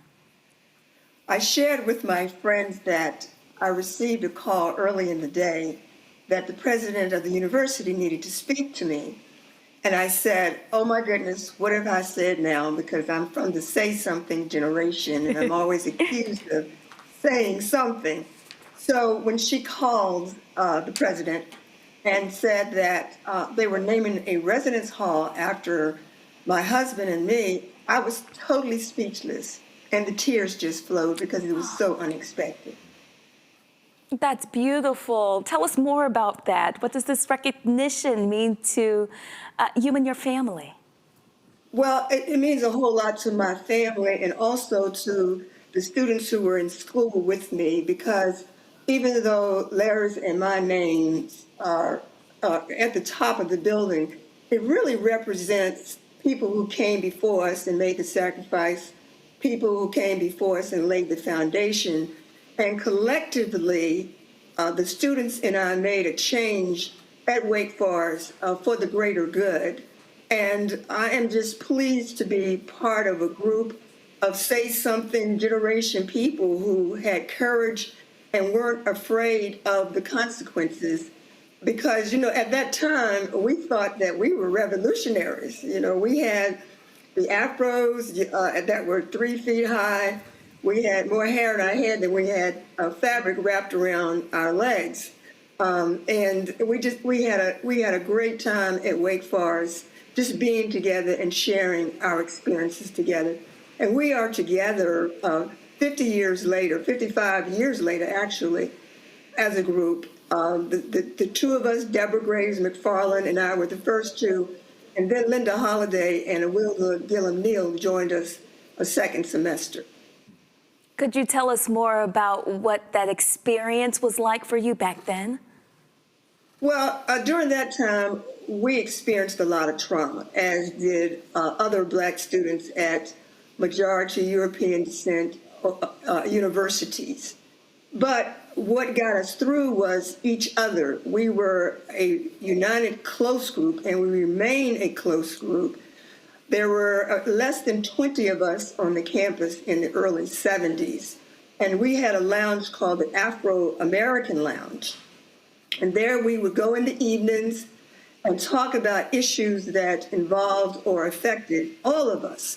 And we would resolve those issues, and we were not always in agreement. Sometimes there were very vigorous arguments, because there were those of us who wanted to march, who wanted to protest, who wanted to shout, and there were those who were more deliberate, like my husband and the chairman of our group, who was very deliberate and soft-spoken. And together, we would come to some resolution. Once we opened that door of the Afro-American Lounge, we were solid. Nobody knew that we had had the vigorous arguments that we had had. We represented a united front, and that's how we were able to get through Wake Forest. Let's go ahead and bring the panel in now, and let's discuss this. Dr. Carr, you work on a college campus right now. Talk about the honor that this is. Well, I mean, like you, and thank you for asking those questions about context, because, you know, and thank you, Professor Hopkins, because you all not just pioneers in many ways, almost like mythological creatures. Do I have it right that you were an Asian studies major when you were in school? Yes, Hindi was my foreign language. Okay, because the idea that coming out of those black schools, both of us graduated HBCUs, and being that first kind of tip of the spear group to move in that space, I guess I'm curious as to, and I guess I understand also you were the first black homecoming queen. So in other words, what is it about Wake Forest and then by extension these white schools that y'all were trying to accomplish? And then you come back and we understand that you spent a career at the law school teaching law after you went and got your JD. What does it mean to have a black presence at the time you all were doing what you did? What does it mean now? Maybe what has changed and what do you hope to see in the future? Because again, y'all are not educating a whole lot more than just black folk. Well, we were change makers, and we had no fear. That was our ability to adapt and adjust. And I'll tell you, I was actually on my way to Reed College before I committed to Wake Forest. And two very dear friends of mine, one from Richmond, a childhood friend, and another Wake Forest student came to my house in June before the fall in which I enrolled and said, Beth, there are less than 15 black male students on campus. There are no black women who live on campus. And Wake Forest is actively recruiting women who can compete academically. And so we were affirmative action recruits, but we were academically prepared. And let me say right here that one of the things we had to fight was faculty resentment about us being there. For some reason, they thought that teachers would send us to any school that would cause us to fail.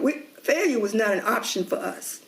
We were all, again, united in sharing information about professors and who could give you a fair shake and who would not. Now, my parents are HBCU graduates. They attended and graduated from Virginia Union University in Richmond, Virginia.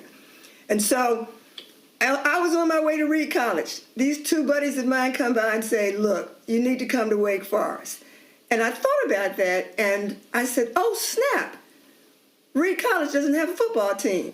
I'm going to Wake Forest. And so that's really the story of how I matriculated to Wake Forest. I didn't get into the school until July before my fall year because, as I said, I was on my way to Oregon to go to school.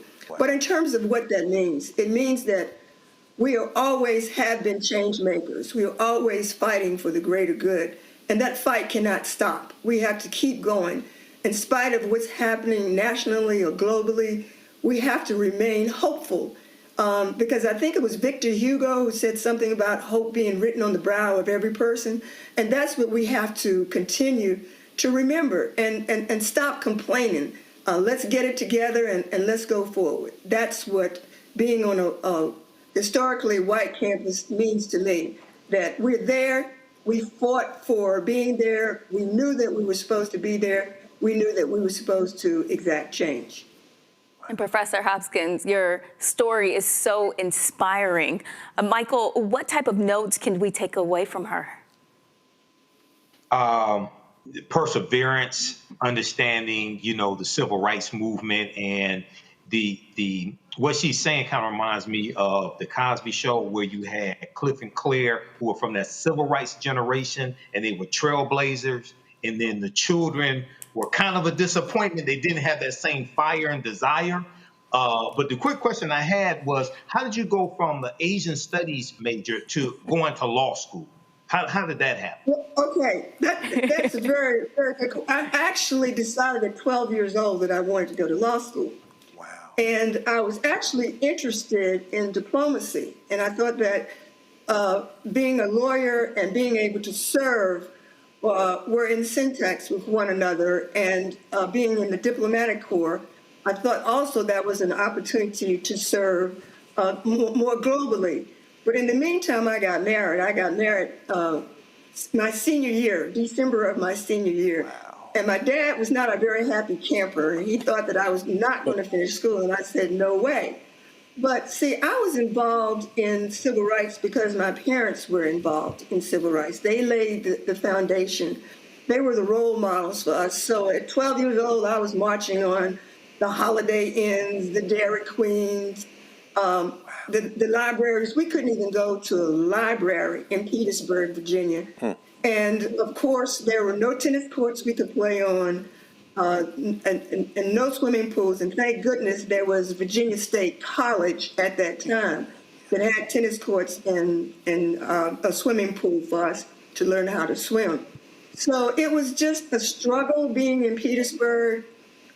And I wasn't going to let anything stop me from becoming a lawyer. And I don't know if you know the story that when I finished Wake Forest with honors, I applied to only one school. I was just that, I wanted to say I was arrogant because I knew I had worked hard, I'd accomplished a lot. I knew the school was going to accept me, Wake Forest's law school. Well, guess what? The school said, no, you can't come here. And I was a little immature.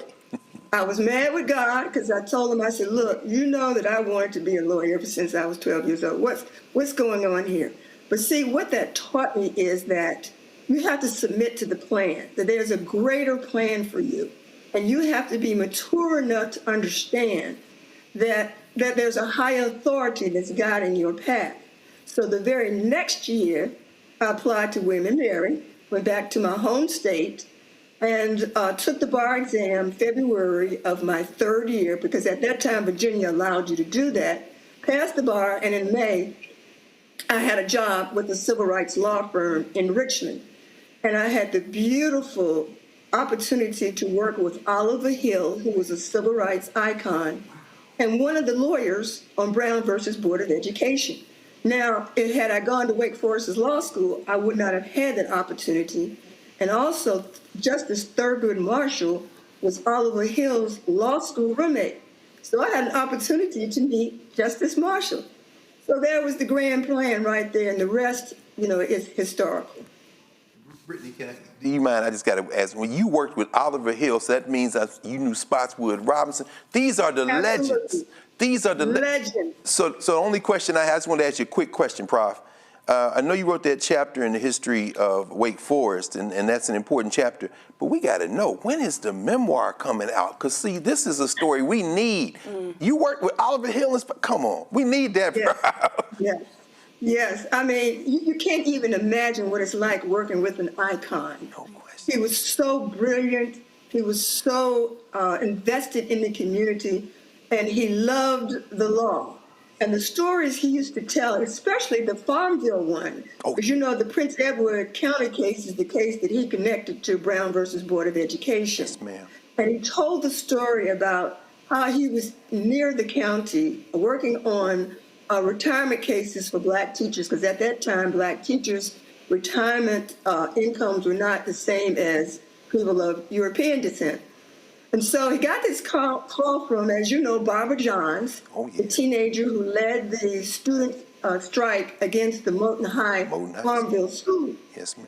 And she said, Mr. Hill, you got to come and see what we have to put up with every day. And Mr. Hill said, no, I really can't. I'm tied up with all these cases with the Black retirement teachers. I just don't have the time. She begged him. He went to Farmville, and he said that his heart was broken when he saw the condition of the schools. They had buckets to catch the water. They had parents chopping firewood so the kids wouldn't freeze during the wintertime. And that's when he decided to take on the case and bring the Farmville case to Brown versus Board. And as you know, following that case, Farmville schools shut down and didn't have any schools for Black children for about 5 years. They were called the Lost Generation. Professor Hopkins, we do not want to let you go. No. We could listen to you speak for a lot longer, but we want to thank you for your time tonight, for being so open to share your story, and thank you for all the work that you've been doing on behalf of our community. I also want to. I'm not tired yet. Amen. We don't want you to be.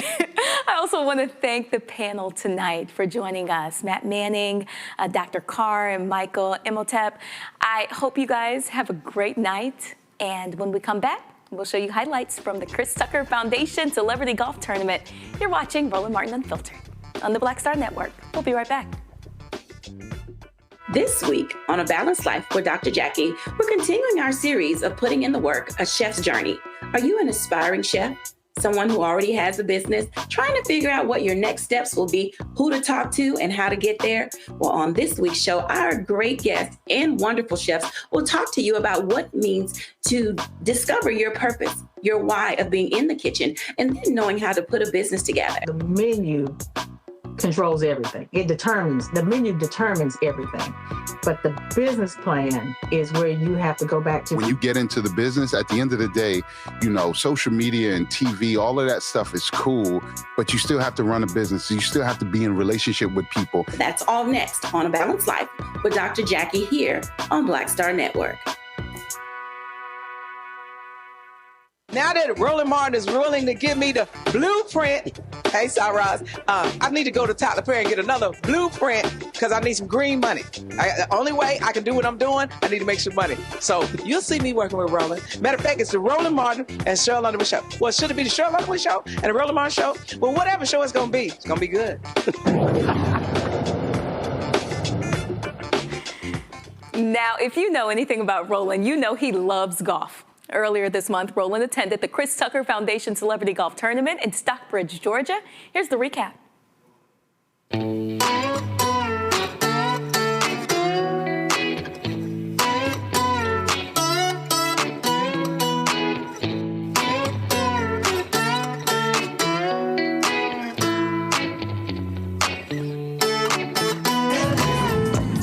All right, y'all, so we out here at the Chris Tucker Celebrity Golf Classic.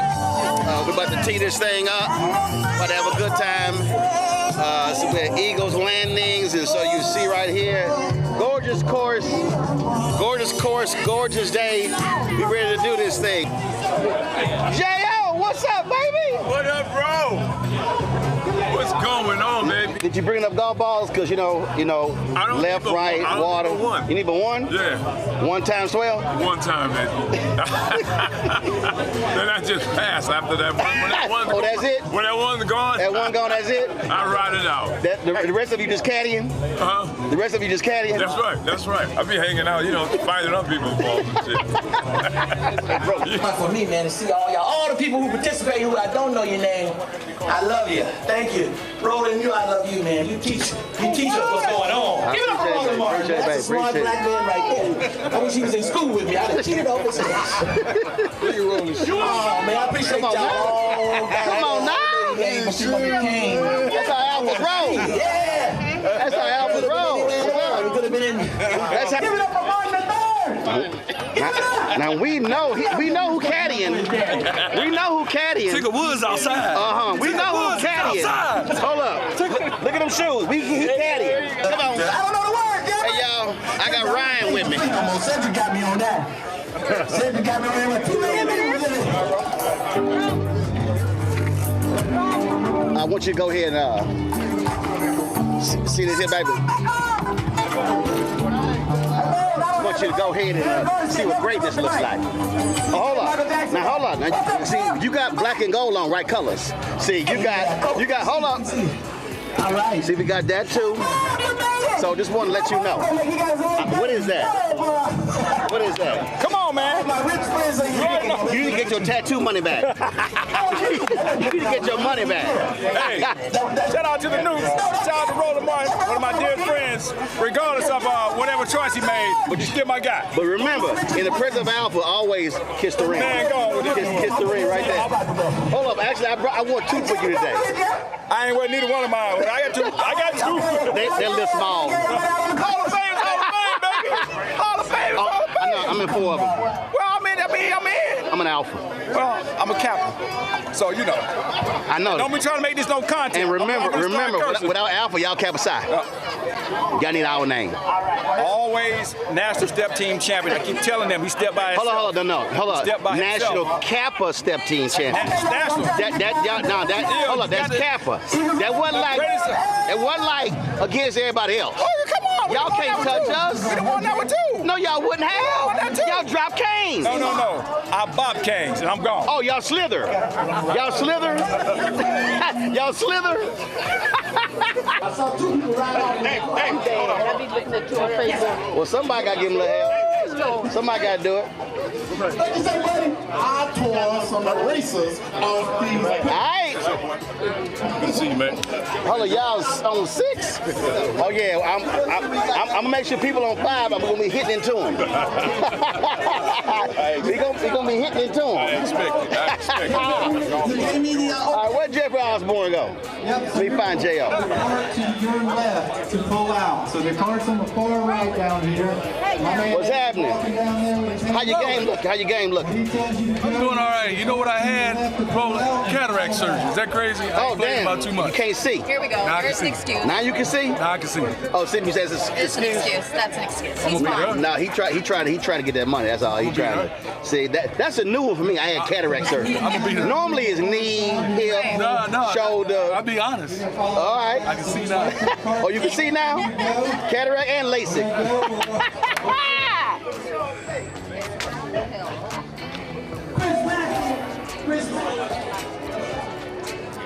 You ready to do this?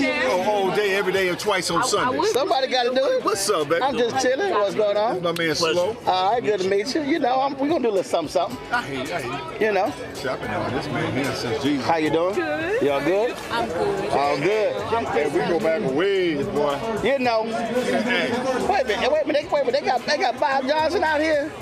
Oh, let me go talk about that Kappa. JY, come on, JY, baby, always. No, I'm actually in Dallas at the golf tournament. Yeah, I'm in Dallas at the golf tournament that day. All this white, you caddying? I'm doing. What you all this white look like the Augusta caddy or something. What's going on, man? What's happening? You know what they say. In Augusta, look at him. Always be white, and the caddies always be black. Look at him. Look at him. Got the shoes, the socks. Oh, look at him. I'm advertising for MJ now. Yeah, I can tell. you got a branding deal. What's up? Look at him. What's going on, man? What's up, man? You good? I'm real good, man. I can't complain. Anybody gonna listen anyway. Yeah, look like an MJ billboard. You know what? Hey, look. We got to play it however we can play it. I got his shoes on. Yeah. The only way you can do it. Yeah. Hey, ain't no Yep. You wearing the 23 as well? Man, from head to toe. Oh Lord. Hey man, growth 23. When they open back up, we right there. You getting a check to wear it? I ain't wearing nothing for free. It ain't gonna happen. What the pimpin' there say? I don't sing for free? No, I ain't gonna do it. No. I ain't gonna be no billboard for free. Well, then MJ, if you see me right now, get Roland Martin to check him and get him this gear. So I concur. Me too. I concur, cause I wear Roland Martin unfiltered gear. I pay myself. See, you a bad brother when you can get your own gear and sponsor yourself. Like you a bad brother. That's how we do it. This is how we do it. Yes, sir.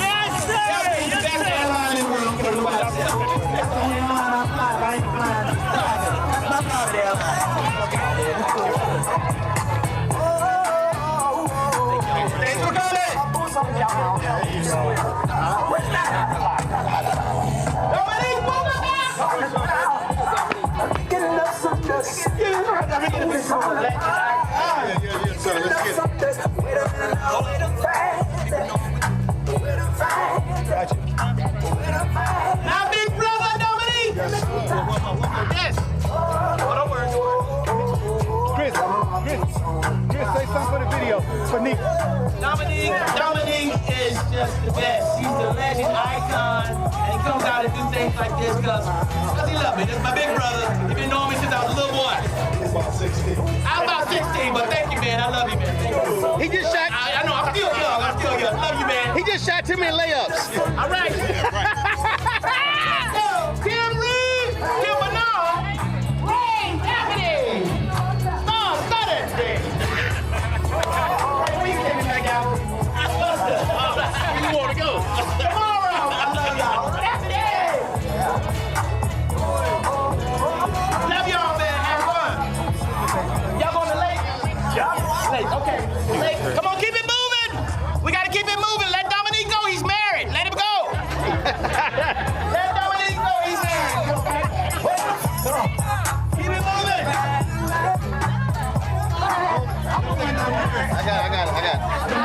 Love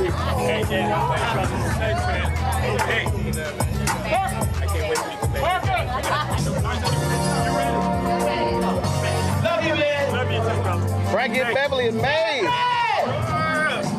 home, my other brother. Love you, man. Have fun. I see y'all out there. All right. I see y'all. Love you, man. Love y'all. Roland. Yes, yeah, get on that flyway signal. Thanks for coming out. Thank you, man. Thank you. Appreciate y'all, man. Yes, sir. There you go. I know, man. Don't work for that. Don't work for today. Okay. Good to see you. I'm doing great. All right, Chris, I was at a golf tournament. Tell folks what the foundation does. Man, we do everything, man. Best thing I ever done in my life. My mama told me to do this because I was traveling all over the world, all over Africa. She said, do your own foundation. You can help other people.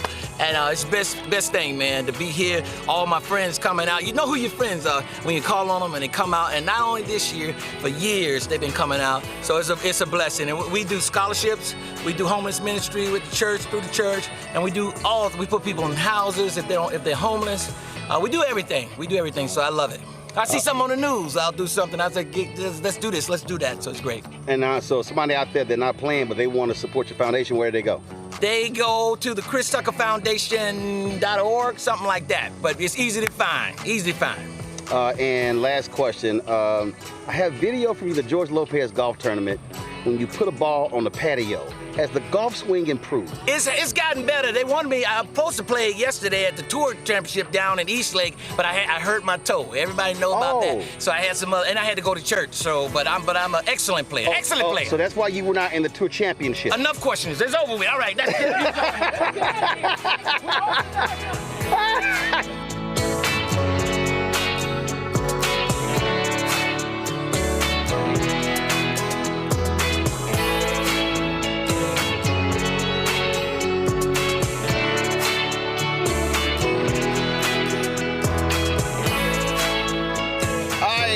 All y'all folks who on time to join the crew, y'all might know this man.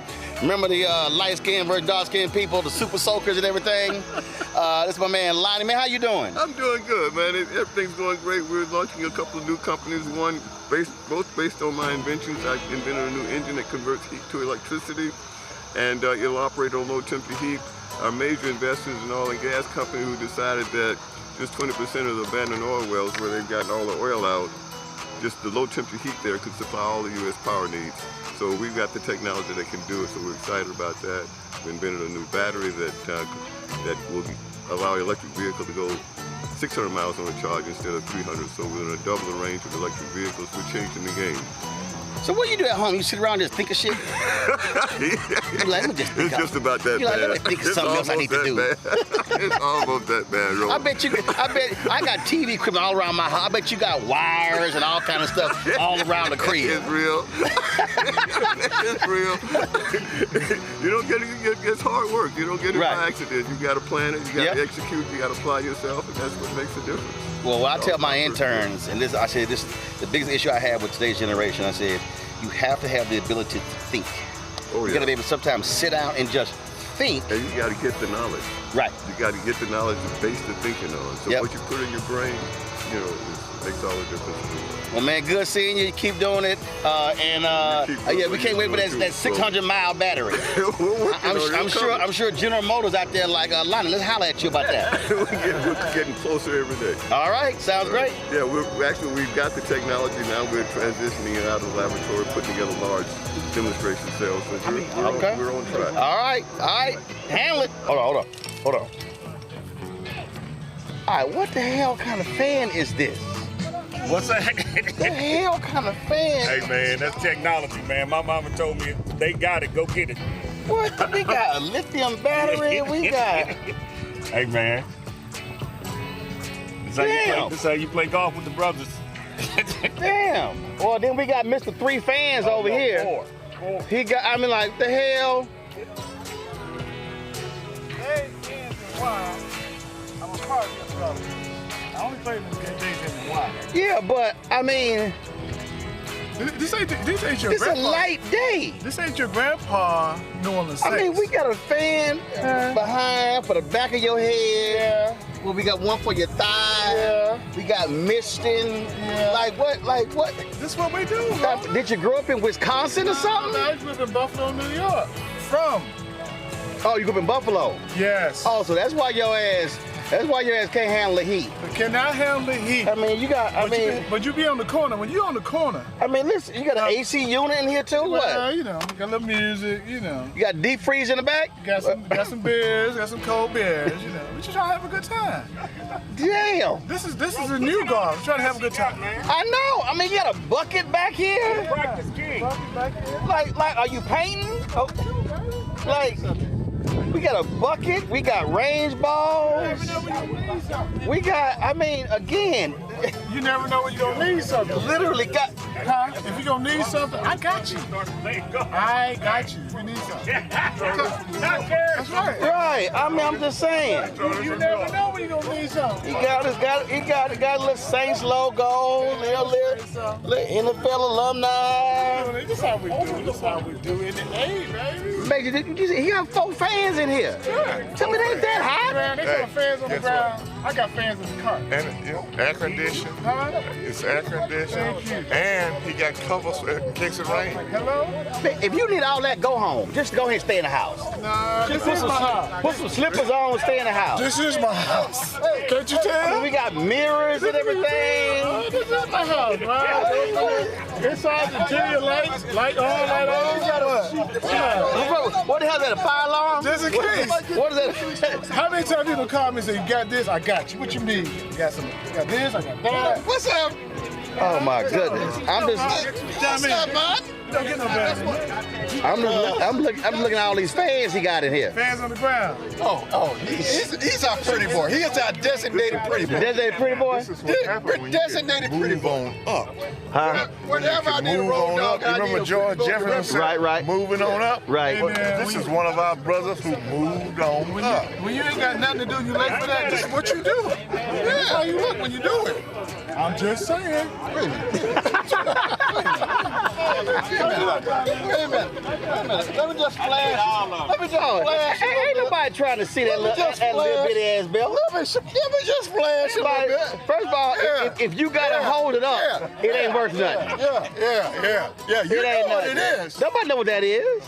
That's called a flyaway signal. That's my boys. That's the flyaway signal. That's my boys. That's why we roll. Oh, that's all your boys in prison? Yeah. We ain't no social club. That's all your boys in prison? We ain't no social club. You know y'all got more prison chapters than anything. Let me tell you something. Allegedly. Anytime I see an Omega, I check for electronic monitoring. I let them see, make sure his probation officer let him come out here. Yeah. We cut our monies in hundreds and thousands and millions. Now, you know doggone that's a lie. Now you know that. You know y'all got a bunch of penny nairs. Wait a minute, man. This is just in the neighborhood. Look, goddamn Shaq. You know. Okay. I think he got a couple of them millions. Who? Shaquille O'Neal. Okay, you ever heard of and he is a Q. Let me ask you a question. And there's another guy let me ask you a question. named Michael Jordan. You ever heard of Robert Smith? You ever heard of Michael Jordan? No, you ever heard of Robert Smith? Oh, yeah, I heard of him. Right. So, and? He's an alpha. Yeah, okay. Yeah, go sit your ass down. Yeah. So you right. So if you take Michael's money and put it with Shaq's money and all the rest of y'all money, y'all still can't eat Robert Smith. Like, go sit your ass down. You can't. He got $9 billion. You can't. Y'all ain't good. Y'all ain't good at counting. Last I checked, we got a Super Bowl champion too. Who? The one that just won the daggum Super Bowl. Yeah. Jalen Hurts. Do you know how many? Jalen Hurts. Do you know how many historic albums we got that won Super Bowl? Super Bowl. First of all, Super Bowl champion. Hold on, which NFL player outside of Tom Brady has the most Super Bowl rings? If you gonna brag, motherfucker, you ought to know the name. Which one? Which one? You ever heard of Charles Haley? Man, that's so old. No. But how many rings he got? That's old though. And you know what he is? That's an alpha man. Go and sit your ass down. You can't out-talk me. You can't out-talk me. John, where you go? You better retire. Did you just proudly yell that Thurgood Marshall was an Omega? Did you just say Thurgood Marshall was an Omega? Did I just hear that right? No, hell no. Did you just say that Thurgood Marshall was an Omega? Last I checked, Thurgood Marshall plays Alpha at Lincoln University in Pennsylvania. This was after he tried to play us. Oh, hell no. You don't even know your own damn history. He meant Thurston Marshall. Oh, Thurston Marshall, yeah. Because I know Thurgood. Remember, Dr. King, Alpha. Thurgood Marshall, Alpha. Jesse Owens, Alpha. Do you want me to continue? I'm gonna hurt your feelings. Better sit your ass down. Better sit your ass down. Hold up. Whenever they say whatever, that means the ass whipping has commenced. Whatever, Roland. You gonna make the show on that one. You're on. Oh, you gonna make the show on that one.